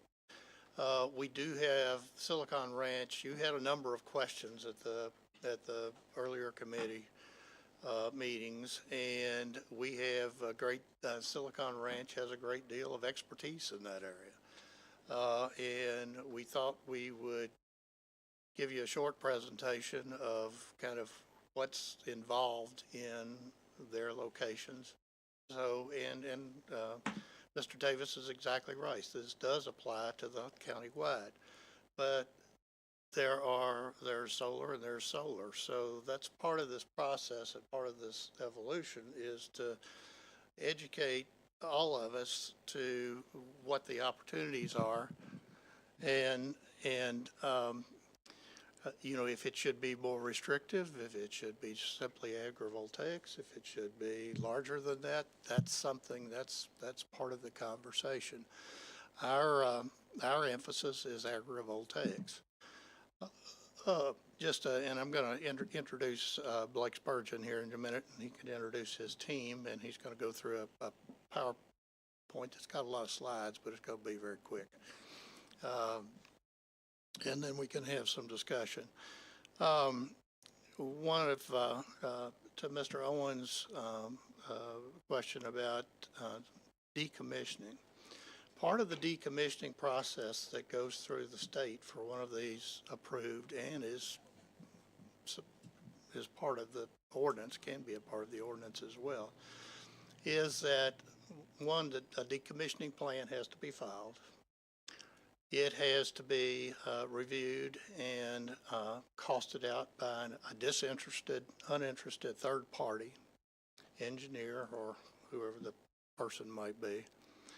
And a bond has to be posted for that effect. And that decommissioning plan has to be reviewed under the state siting regulations, I think every 5 years, as to the efficacy of the plan and the cost of the decommissioning. what really is the question on decommissioning, because it's really not, it's not rocket science. You pull the poles out of the ground and you go on. The question is, and I think the one being asked here is, okay, what happens to the soil? What's the condition of the soil after this type of utilization? And that depends, frankly, on how the property is managed through the period. And we've talked at some point about being part of the process, having a property management plan being a part of this. But that, and the other thing is, nothing, you're correct, this is all new. There hasn't been any major decommissioning, but as you go through that 5-year review and you get 15, 20 years down the road, you're going to have a lot clearer picture, and there's that opportunity within the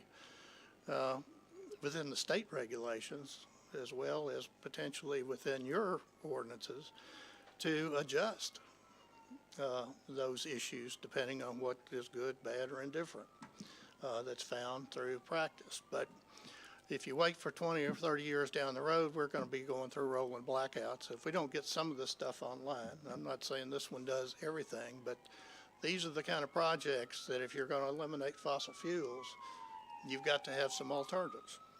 And so that's what we're talking about. And what you'll hear is a little bit of scale. And merchant power at this point requires a lot of land. It requires a lot of panels. So with no further ado, Blake, if you want to get started, if we could cue up the... Kind of up there. Yeah. Thank you all. Do I just press this button to get the slides moving forward? Perfect. Yeah, thank you all so much for letting us come and present before you today. Like Darby said, my name is Blake Spurgeon. I'm on our economic community development team here at Silicon Ranch, and the main part of my role is engaging with the community, engaging with elected officials. I'm not a scientist, but we do have one. His name is John Rathburn. He's a senior environmental scientist here at Silicon Ranch. He's here with us today. Lauren Schallenberger is the lead of our regenerative energy operations, and that is our land management platform. And so Lauren is here as well. And then Austin Roach is the project developer for this project, and he works on a lot of the pre-construction work, doing the studies, making sure that the site is suitable for development. And so as we go through today, we've got a whole team here to answer all sorts of questions, and so we're more than happy to take as much time as we need. Like we've stated, we're Silicon Ranch, and while this ZOTA applies to every developer that would come to Fayette County, we're here before you today, and so we'd like to tell you a little bit about our company and how we operate, and let you know, we are willing to be held to a high standard. And so as we work to develop projects, we like to consider ourselves as an industry leader as far as engaging the community, taking care of our land, making sure that we're doing a good job. And so we're willing to be held to a high standard while we're here. So we were founded in 2011 in Nashville, Tennessee, by the former governor of Tennessee, Phil Bredesen, along with the former commissioner of economic development in Tennessee, Matt Kisber, and the former commissioner of revenue, Reagan Farr. And when they left office, they wanted to find a way to bring significant economic development projects to rural communities. And what they found was solar did just that through a number of different ways. Solar projects provide substantial capital investment. And so generally what we like to say is for every megawatt of power produced, it's roughly $1 million of capital investment. And so our project's 70 megawatts, which would be roughly $70 million of capital investment. That's on the conservative end. Creates construction jobs and increases revenues for local businesses. So, during construction, we're going to bring a lot of construction workers, many of them working on a solar project for the very first time and beginning their career in solar. And lastly, it increases the tax base and supports government services such as roads and schools. And so when we develop projects, we become a part of the community. Our model is a little bit different, and then we like to purchase the land we build our projects on. And so we think that that gives us extra skin in the game to make sure that we're doing a really good job making sure we're being active participants in the community And our project will roughly generate about $3.94 million of tax revenue over its 40-year life, which is roughly $85,000 a year. Those are not exact numbers. Those are very early estimates on the conservative end. So I wanted to hit a few high-level things about solar, and happy to answer any questions along the way. A lot of questions we get about solar projects, and this applies to not just us, but to really any project, is are they noisy? And the short answer is no. The things that make noise on solar projects are the inverters, and those are located at the center of the site.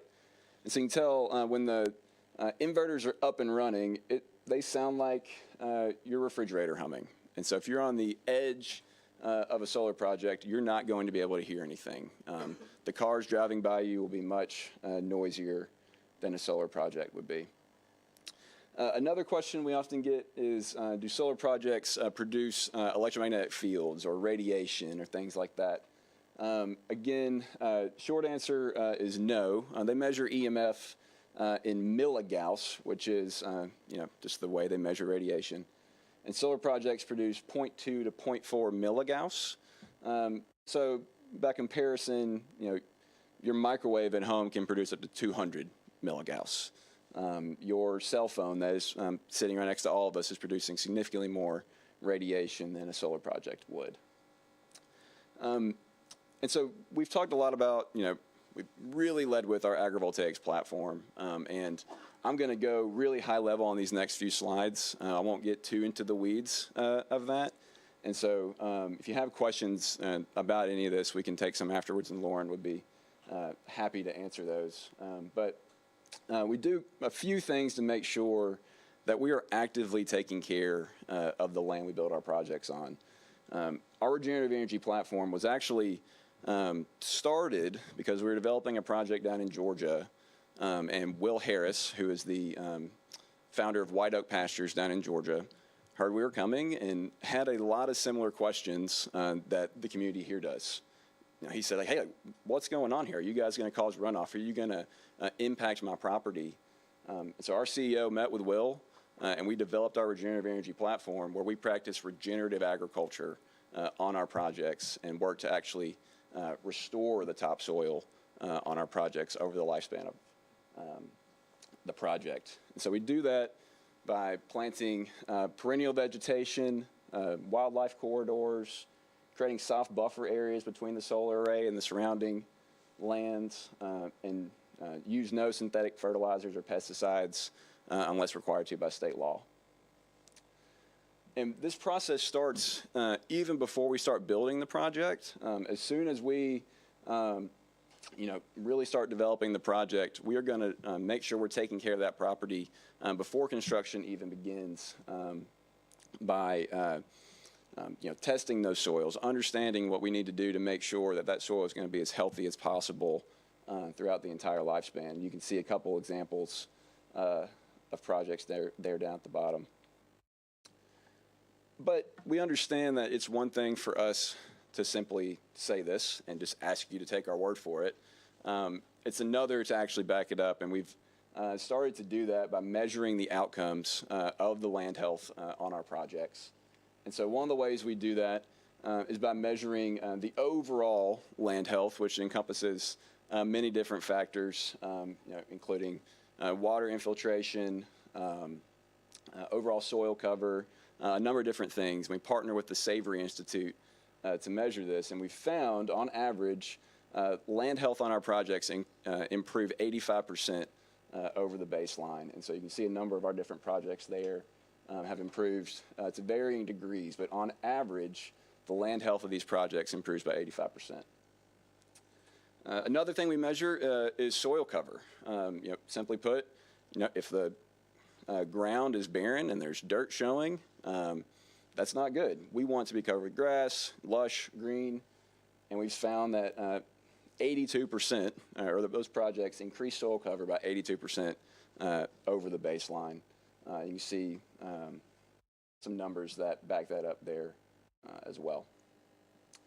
And there's a few pictures of this. One of the ways that we practice regenerative agriculture is through our sheep grazing program We do this a couple different ways. We have a self-perform flock down in Georgia where we have our own lambing facility. We have our own flock of sheep. And then we also work with local farmers who want to raise their flock of sheep on our property. In Garrett County, just right down the road, we work with a shepherd named Daniel Bell, who, until he was able to come to our site, his lambing operation was kind of hitting max capacity. Once we contracted with him, he was able to triple the size of his flock and have his son go into operation with him. Down the line, we have a grant with the Department of Energy studying what cattle would look like on solar projects. And so that's coming soon. We're not there yet, but if anybody's going to do it, it will be us. And then last time we were here, we had a number of questions about the construction process. And so I have a couple key points I want to look at there as well. And so for our construction process, we make sure that when we're selecting sites and designing sites, we want to stay as close to the natural topography of that site as possible and minimize grading, minimize soil compaction. And one of the ways we're able to do that is we partner with a company called NextTracker, and they build a mechanism that helps our panels track with the sun. And so on more rolling terrain, we don't have to flatten that terrain out. We can actually put those panels on the hills a little bit, and those panels can track with the sun, which enables us to minimize the amount of land that we grade. And again, that this question of decommissioning has come up quite often. It's our, standpoint of, because we buy the property, it's in our best interest that if we ever need to decommission this site, we need that site to retain as high of a value as possible. Because at the end of the day, that land is an asset. And so if we're the landowner, we need that land to be restored back to as high value as possible so we can sell it to a farmer or sell it to another solar developer or whoever else wants to purchase it. In the unlikely event that we go bankrupt, those banks would come to seize our assets. And they want to make sure that all of those assets have a high value as well. So it's going to be in their best interest to make sure that site's decommissioned well, panels are pulled out of the ground, the wiring's pulled out, and the site remains a high value. Another question we often get is okay, what happens if a panel breaks? What happens when you do decommission? And we've partnered with a company called Solar Cycle, who's currently based out of Arizona, but they're working on a facility in Georgia that we send any broken panel to. And we do this today. If we have a panel break, we send it to Solar Cycle, and they're able to recycle 98% of those panels to be produced to make more solar panels. I'm flying through a lot of this. I realize there's probably a number of questions. I wanted to make sure we had plenty of time. But another few key points I wanted to make specific to Fayette County here. There's a lot of talk about rooftop solar, and is that a viable option to completely rely on? The Kentucky Energy and Environment Cabinet, estimates that the average cost of rooftop solar is $2.30 per watt. The total potential Fayette County rooftop solar electricity generation would be 1,700 megawatts AC. So this is a calculation that Google, I believe it's Google Sunroof, Project Google Sunroof. They are able to look at every single municipality across the nation and estimate if you put solar on every rooftop in the county, how much production would it bring? And if you put solar on every rooftop here in Fayette County, it would be 1,700 megawatts, which would cost about $5.5 billion if you use that $2.30 megawatt number. Now, we're not putting solar on every single rooftop. That's unrealistic. If we simply wanted to replicate the amount of energy that our project is producing from solar on rooftops, it would be $225 million for Fayette County taxpayers. So that is people investing on solar on their house, on their place of business, things like that. Whereas our project costs Fayette County $0. And so it would take roughly 10,000 rooftops to equal 70 megawatts AC, which is the amount of energy produced by our project, which is roughly 15% of all the available single-family homes in Fayette County. So just to replicate our project, not to meet the county's overall goals, just to replicate our project, it would be $225 million. Excuse me. And so, you know, another question has been raised, like, yes, this ZODA does not just apply to us. Other developers can come in and build projects if they wanted to. In the ZODA that, you know, we recommended having a conditional use permit to regulate solar facilities in the agricultural zone, which gives the county a say. So 25 solar developers could come in and file a conditional use permit, and all 25 could be denied. It does not mean that solar is going to run rampant across the agricultural zone. So our project in particular, if we started, you know, if everything goes smoothly, we go through this process, we go through the conditional use permit process, the earliest our project could be in production is 2029.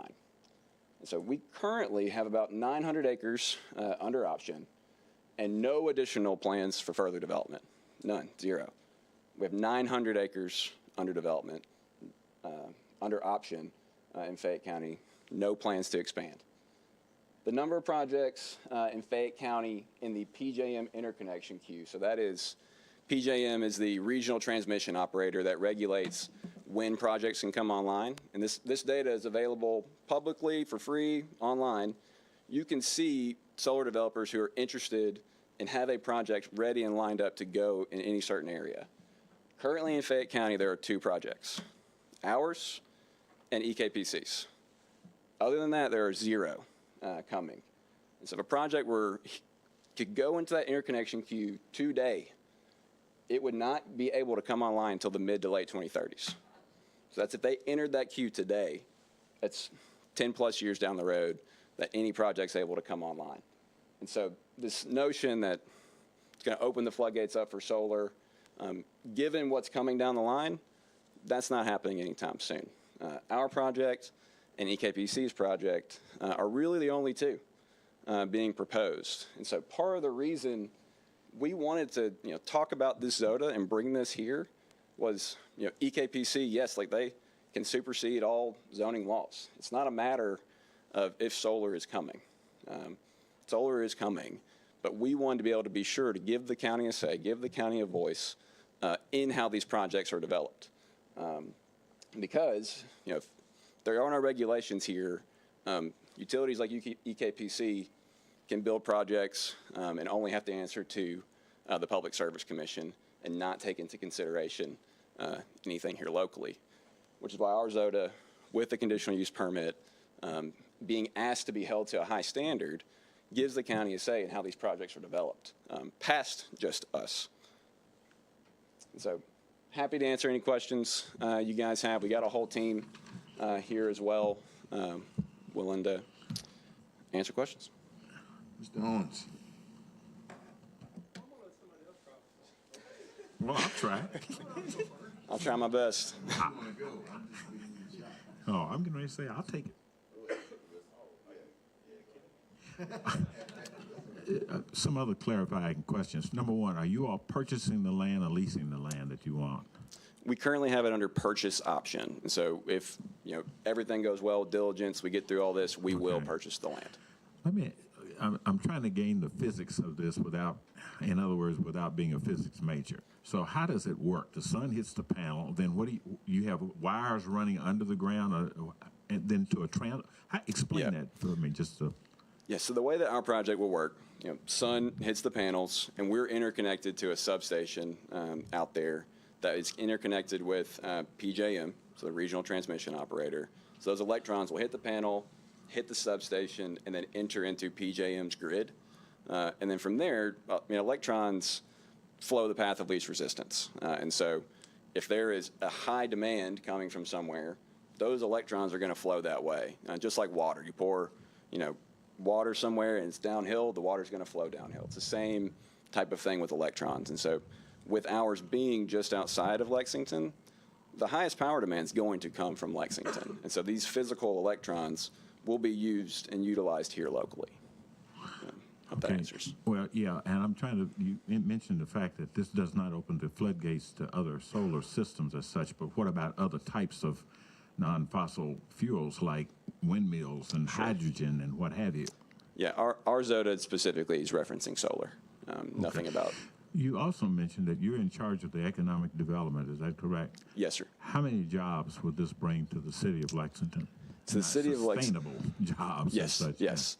So typically, solar projects will bring 1 to 2 maintenance jobs full-time, and then probably 2 to 3 agrivoltaic jobs, so like more of it on the agricultural side. So we understand, hey, that's not many at the end of the day. But what we do see solar is as an economic development recruitment tool. And so over and over and over again, companies across America are having to meet their renewable energy goals and like carbon emissions goals. And so when they're looking for somewhere to locate their business, the first question that they ask chambers of commerce and economic development practitioners is, how can we source renewable energy? How clean is your grid? Can we account for reduced carbon emissions here? And we've seen that constantly across the country. We've seen multiple times where we build a project and a company would announce that they're coming 6 months later because the local chamber of commerce was able to use our project as a tool to attract new business. Okay. Well, I could ask a few more questions. I'll hold off until some.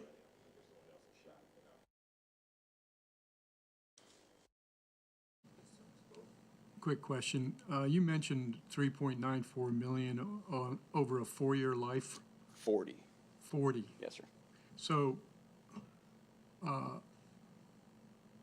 what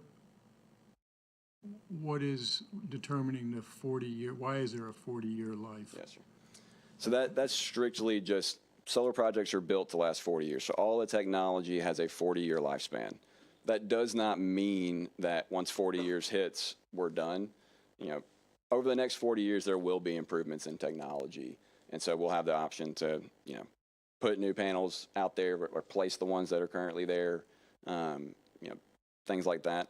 But then typically when we sign project or power purchase agreements with, you know, PJM or whoever that is, those are typically 20 to 30-year contracts. And so the same thing applies. At the end of that contract, we can re-up and continue going on. And so that's where that 40-year typically comes from. Yep. To follow up on that power purchase agreement piece, Yep. because when we were talking the physics, it sounded like Lexington's closer, Lexington will get the power Correct. that's generated. However, if you're doing purchase agreements with other companies, are you going to guarantee that we get that power, or are you going to guarantee that whoever signed the agreement with you will Sure. get the power? So this is a very common misconception. There's multiple, I guess, products that solar companies can sell. So one is the power, 2 is the renewable energy credits. And those are a credit that's created when the solar project is put online that a company or whoever may purchase. That way they can say, hey, we've invested in this project over here, and we're accounting for it as a way to reduce our carbon emissions. And so a lot of times you may hear X solar project is working with this big company. That company is not actually getting physical electrons. That company is getting these credits for that. And so the power itself, whoever we contract with, I mean, you know, we will be interconnecting into PJM's line. Those electrons will hit that line and will bolster the local electric grid here. You can't ship electrons off to somewhere else, essentially.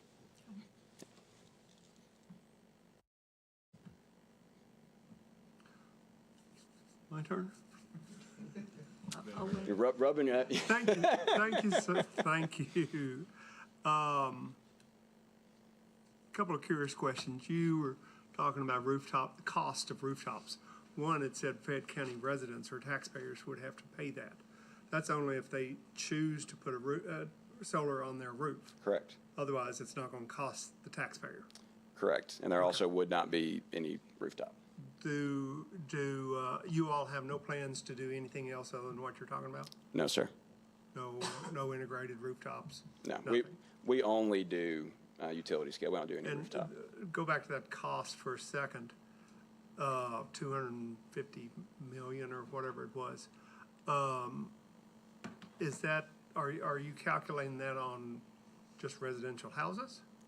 So that number is strictly based on Kentucky Energy Environment Cabinet, their average cost of rooftop solar, $2.30 per watt. And then we multiplied that by 70 megawatts, which is what our project But is. is that cost of per rooftop based on a house? Based on any roof. And that's their general average. Kentucky Energy and Environment Cabinet's general average for rooftop solar is $2.30 per watt. So, yeah, I guess what I'm drilling down to, a house is going to cost more than a 3-acre rooftop, such as Amazon. I'm not sure I'm understanding your question. The possibility of Amazon having rooftop Oh, solar. I see. Yeah. Yeah, and we're not, we're kind of getting in the weeds a little bit, but it's a good question. And the issue is, this is not rooftop solar or solar farm solar. Rooftop solar is very much a part of the equation. And it's going to be determined for the most part by each individual household as to whether they want to, whether it's an economic decision or whether it's a social decision to say this is the right thing for me to do to reduce my carbon footprint. The example of Amazon, for instance, is a very good one. Amazon may well, if it makes economic sense, and you've got some credits, you got some it's more complicated than simply cost analysis, but they will do it, and it may help serve Amazon. It won't fully serve Amazon.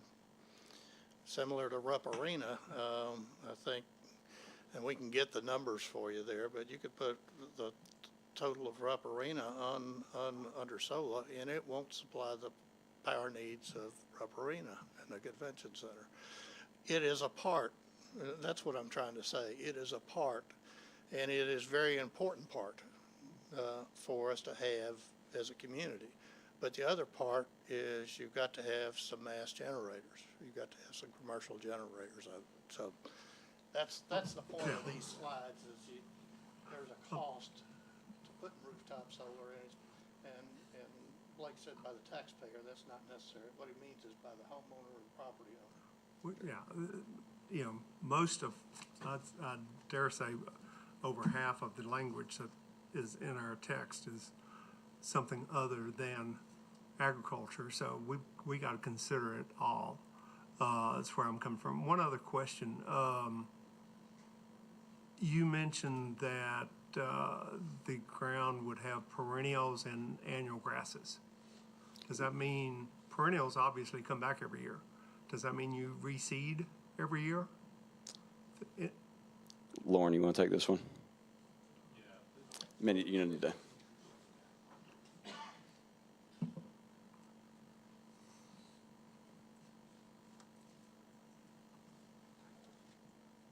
folks. The long walk. Yeah. Lauren Schallenberger, Silicon Ranch, direct land management for the company. So, Mr. Owens, your question was, do we reseed every year? The answer is no. Once our perennials are established such that we have 80+% of vegetative cover, we'll typically stop reseeding at that point and maintain the perennial base. Now, if we were to, through our monitoring protocol, see that a reduction for some reason in vegetative cover, we would look to reseed. Okay. All right. Thank you. This is just a real basic ABC little picture book question. Yeah. I'm looking at the pictures I've seen in Indiana Prairie Farmer, and I've seen pictures from, I think, EKU's solar farm. Some of the farms are horizontal, some of the panel configurations are horizontal, some of them are more oblique. What's the deal with that? So most panels and most projects nowadays have a tracking system on them that help the panels rotate with the sun. And so wherever the sun is in the sky, that panel wants to rotate to be able to capture that sunlight. When it's nighttime, they'll go into stow, which is straight up and down. Most panel systems have that on it nowadays. While some are still, I guess the word would be like still mounted, they're just going to be facing the place where the sun is most likely to hit it. Our projects and 99% of projects today have that tracking system on them. So they'll be at different angles throughout the day. So since we're in an agricultural area, the areas that are using the land for grazing, are they grazing between the panels rather than underneath? Is that the, I mean, I've seen pictures of goats and sheep underneath. Yeah, Lauren, you want to take it? Yeah, so the small ruminants in that management program will utilize all the forage. So in between the panels, under them, basically anywhere where there's grass, they are a measure of vegetation control.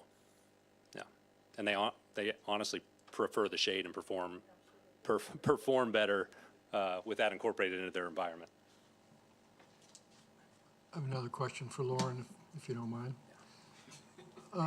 So how would you describe the areas that are not vegetated, and how does that 20% compare to a typical agricultural land? Yeah, so typically anything that isn't doesn't have equipment mounted on it or a roadway is vegetated coming out of construction. Typically, the state jurisdiction, the environmental department will require 70% or more, but it's typically 70% perennial vegetative cover to close the stormwater permit. We, Silicon Ranch, actually hold our contractors to a higher standard. In our contracting, we require them to get us to 80% perennial vegetative cover. And as far as, how does that compare to a typical agricultural enterprise? Depends on the enterprise. I mean, if it's row cropping, you could have 100% bare soil at certain times of the year. Same could be said, with a sod farm. What we're looking to do is create functional grassland ecosystems and have 100% vegetative cover. That's the goal, and improve soil over time.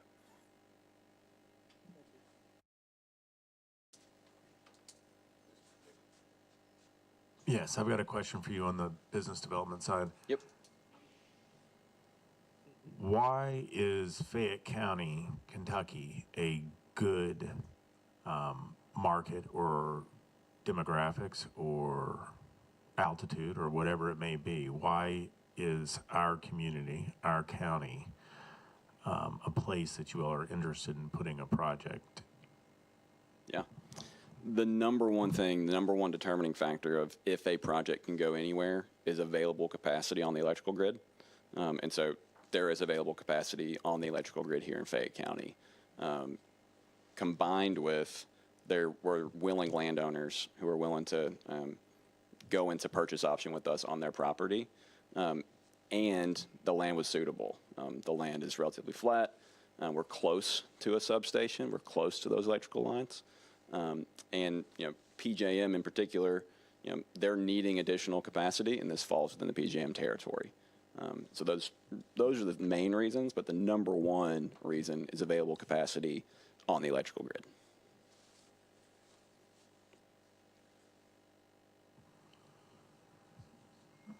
Okay, Don? Have y'all looked elsewhere to do this? A landfill that's got 700 acres, Bluegrass Station that's got 700 acres? Yeah, so our project is, out and surrounds a landfill, out, I guess, off of Winchester. We're out that way near Bluegrass Station. Building on a landfill is very, very expensive. You have to do a lot of mitigation work and get all that done, and makes the project economics not great. And so when we looked here in Fayette County, we were like, okay, well, what is going to be the type of place we can build a solar project given the long history of agriculture here in Fayette County, and getting as close to that landfill as humanly possible, being near a more industrial type use like the Bluegrass Station or get Bluegrass Station, Bluegrass Depot confused. Bluegrass Station's there. Yeah.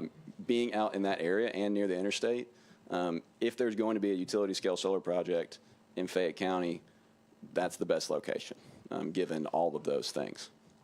And most of that land has been in agricultural production, but is not at peak agricultural production currently, given how they are currently being operated. Okay.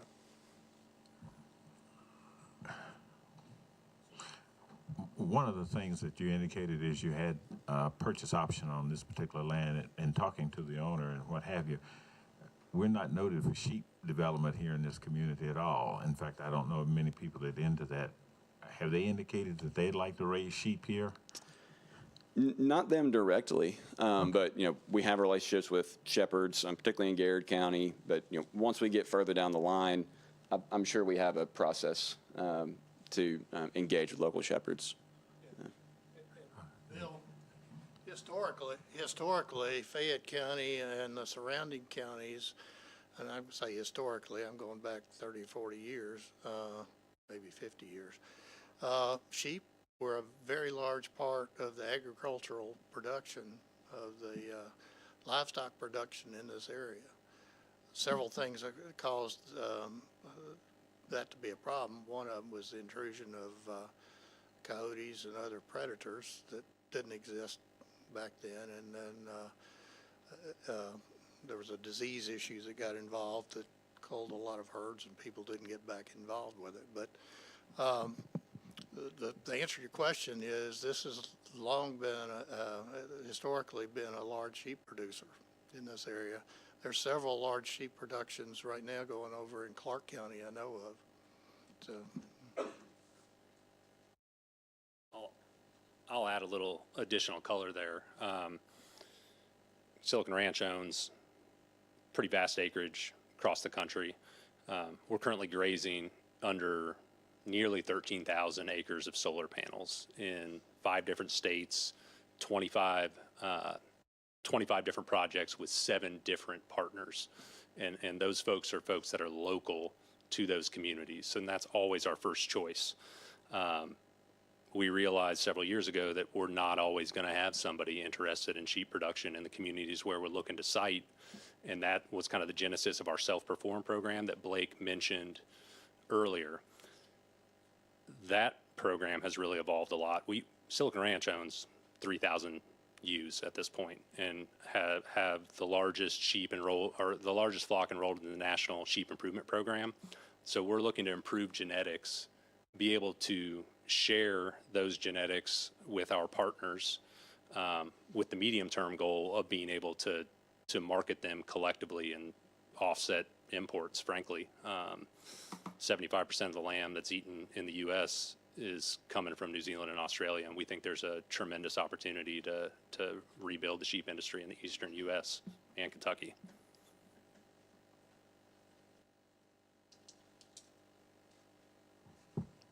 Okay, thank you, guys. Yep. All right, Mr. Rothenmeier. Thank you all. Thank you.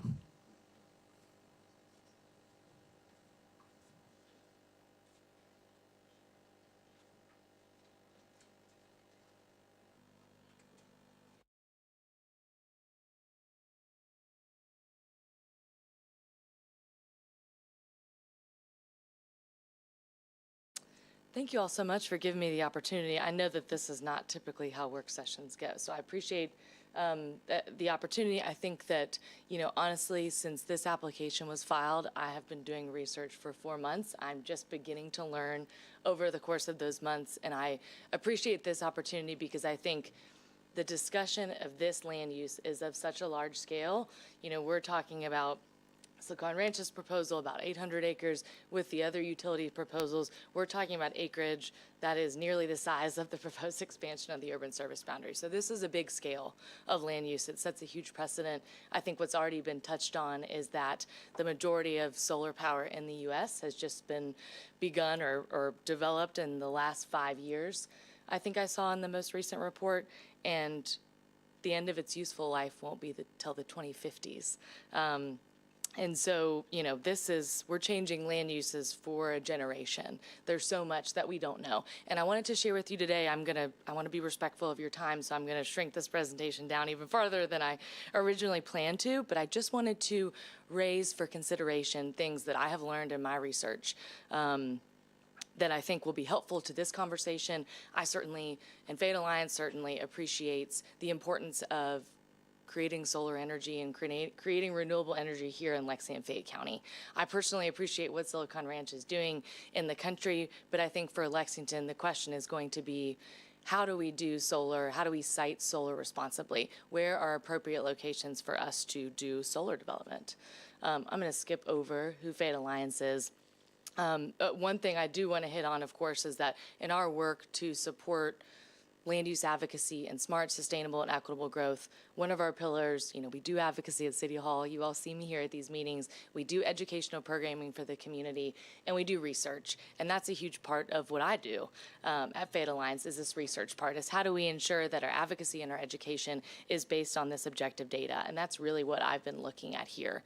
So you all know extensively in your work, and I'm appreciative for the work that you all do, the research that you all have to read, the research of the staff and the work on this, especially something like this, because it's expansive, it's detailed, it's nuanced as it relates to renewable energy. So we know that here in Fayette County specifically, we're a national model in so many different ways. And there are reasons that we have an urban service boundary. There are reasons that we protect our rural area. And I just want to briefly kind of touch on those because I think that they warrant remembering as we consider what new land uses are appropriate and where a principal purpose of generating mass scales of electricity are appropriate. I've provided for your all's review our position statement. It reflects my 4 months of research. I apologize in advance for the length. I hope that you all have either had a chance to read it or will have a chance to read it. It's detailed because this is a detailed topic. There's so much information out there. I tried to distill it in the most easy to digest way possible. This is just an outline of what I address in that position statement. I'm not going to get into all of that today, but again, it reinforces that renewable energy is such a key part of our future. Offsetting carbon emissions is a priority of this community, is a priority of all of you, and is a priority of our elected officials as well. So we are always going to be looking for how we can support renewable energy development, but when uses are proposed, when zoning ordinance text amendments are proposed, we at Fayette Alliance are going to be looking at what are the unintended consequences, what are the intended consequences, what are the long-term and short-term consequences. And again, I sincerely appreciate, you know, all of the work that the staff did in looking at best practices, you know, around the country. But what I want to focus on today a little bit is, again, just brief information about the land uses that our ag zones are really meant to support, the environmental considerations around solar energy systems that I have learned about through my research, in communities throughout the country, many of which who have much longer experience at this point with solar, if long experience in the solar world is a thing, then Fayette County, we have a lot to learn from these other communities and what they're facing, the jobs and economic considerations aspect, and then the national best practices as well. So this just shows a little bit about Kentucky. Frankly, this is an American Farmland Trust study about the amount of farmland that we stand to lose over the next 20 years. 57% of the 450,000 acres we are projected to lose over the next 20 years is going to be our best soils. And why, you know, is that important to us? This is information from the most recent 2022 ag census. These are the top ag commodities in Kentucky as a state that are suited for our soils and our agricultural economy successes. So corn, soybeans, horses, cattle, and hay. The annual receipts in those products range from $344 million to over $1 billion of receipts in 2022. Sheep are on the list. They clock in at about $46,000 a year in the ag census. In Fayette County, in the list of products, sheep, meat, or wool are not recognized as a number to not offset things. But I just think that's important to reference as we think about what our land supports for our agricultural economy. Fayette County is the second top county in the state in agricultural sales. We're the largest cattle producer. cattle producing state east of the Mississippi. Fayette County actually sets the cattle market. And these economic considerations are based on one thing, and that is the quality of our soils. And that's why it's important, I think, to mention. I know you all have seen this before. This is just about Fayette County's agricultural sector. It contributes $2.3 billion to our local economy, thousands and thousands of jobs. One thing I did want to highlight, we don't talk about enough probably, is that the University of Kentucky researchers found that if production ag declined by just 10%, annually, there would be an additional overall annual decrease of $26.5 million in business output and another $3.5 million in business spending. And so harm to our agricultural community and our economy has ripple effects throughout the community. It impacts our landscape. It impacts travel and tourism, which reached over $1 billion in 2023, which is very exciting. I think we also have to talk about the soils in our rural service area because that's what this land use is proposing to impact. The Rural Land Management Plan tells us that 87% of the rural area is actually made up of prime soils that are recognized by the U.S. Department of Agriculture as the best soils for producing food and fiber. The proposed area for Silicon Ranch development is nearly 800 acres. And of those 800 acres, 98% of the land that's proposed for solar arrays is nationally or already state recognized as the highest priority land for production agriculture. This is the land that supports our agricultural economy and entities. And so, again, I'm going to skip through a lot of this. There's an extensive section in our position statement on the comprehensive plan. I just wanted to touch on some of the environmental considerations that I've come across in my research. You know, our community, as I mentioned, is very focused on our environment. How do we offset emissions? How do we create renewable, clean energy in our community? The good news is there are incredible opportunities here in Fayette County. We're already seeing some. I'm going to show some photos of that as well. But I think that's important to recognize that we are taking advantage of opportunities as it exists. But I think that other environmental considerations that we have to consider as we figure out where we should permit solar development are really important. Impacts on wildlife habitat, stormwater management, lack of recycling options, major erosion and sediment control issues. This is an example. In 2022, the EPA announced that there were settlements to resolve Clean Water Act violations at 4 various construction sites in 4 different states. And the EPA overall noted that solar farm construction involves clearing and grading of large sections of land, which can lead to significant erosion and runoff that can damage ecosystems and cause significant harm to drinking water systems. Did a lot of research and found a lot of information about what's been going on in Virginia. They actually have state mandates for clean energy, so they have been, as you saw on the map that I think Daniel put up earlier, they are very far along in their solar development. To me, that means we've got a lot to learn as far as impacts go. And so they have actually, as a state legislature, has gone so far as to reclassify solar panels as impervious surfaces unable to absorb runoff because of the extensive runoff and erosion issues that they've had as a community. And that was a conversation I actually had with the planning office in Virginia to that exact point, that it was because of issues that they'd have with runoff that they were changing their policies in where and how they permitted solar developments. The Virginia State Department of Water Quality found that as of 2022, 70% of existing industrial scale solar facilities were out of compliance with rules and regulations, and that posed serious water quality, sediment control issues, and more. Recycling is another issue. There is lots of ongoing research about how to environmentally and sustainably recycle solar panels. I think we're going to have a lot of questions as a community and as a country about how we do that moving forward.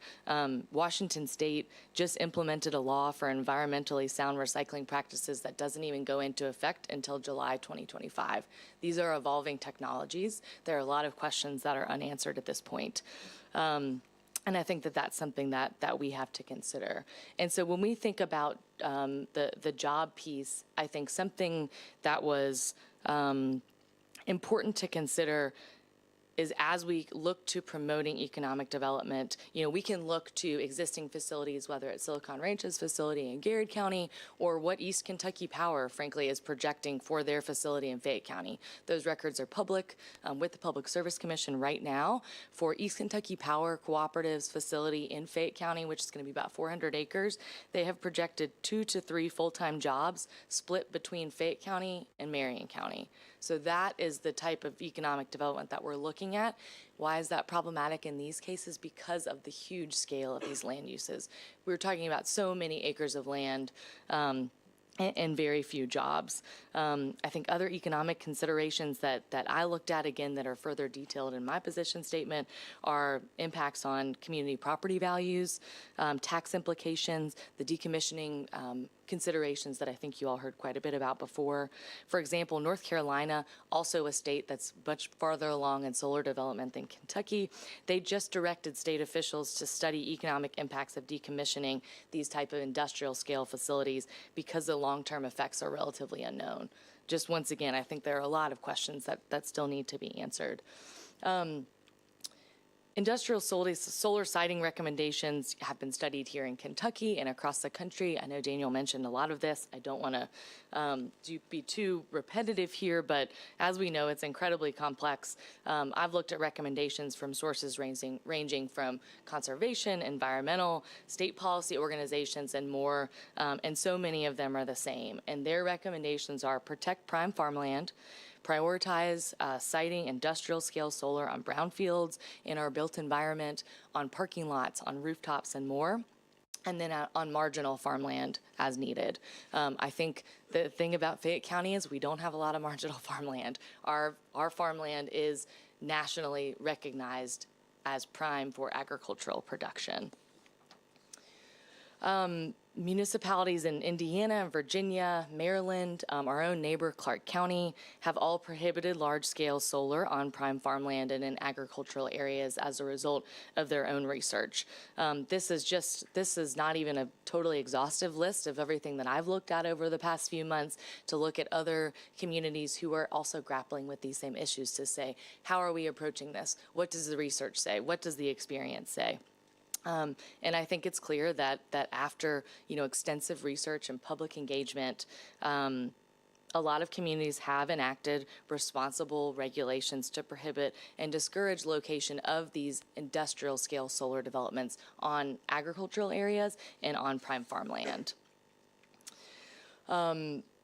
The discussion of agrivoltaics, I think just to elaborate on that a little bit, a lot of that research is ongoing. Again, I applaud Silicon Ranch for the work that they're doing in this space.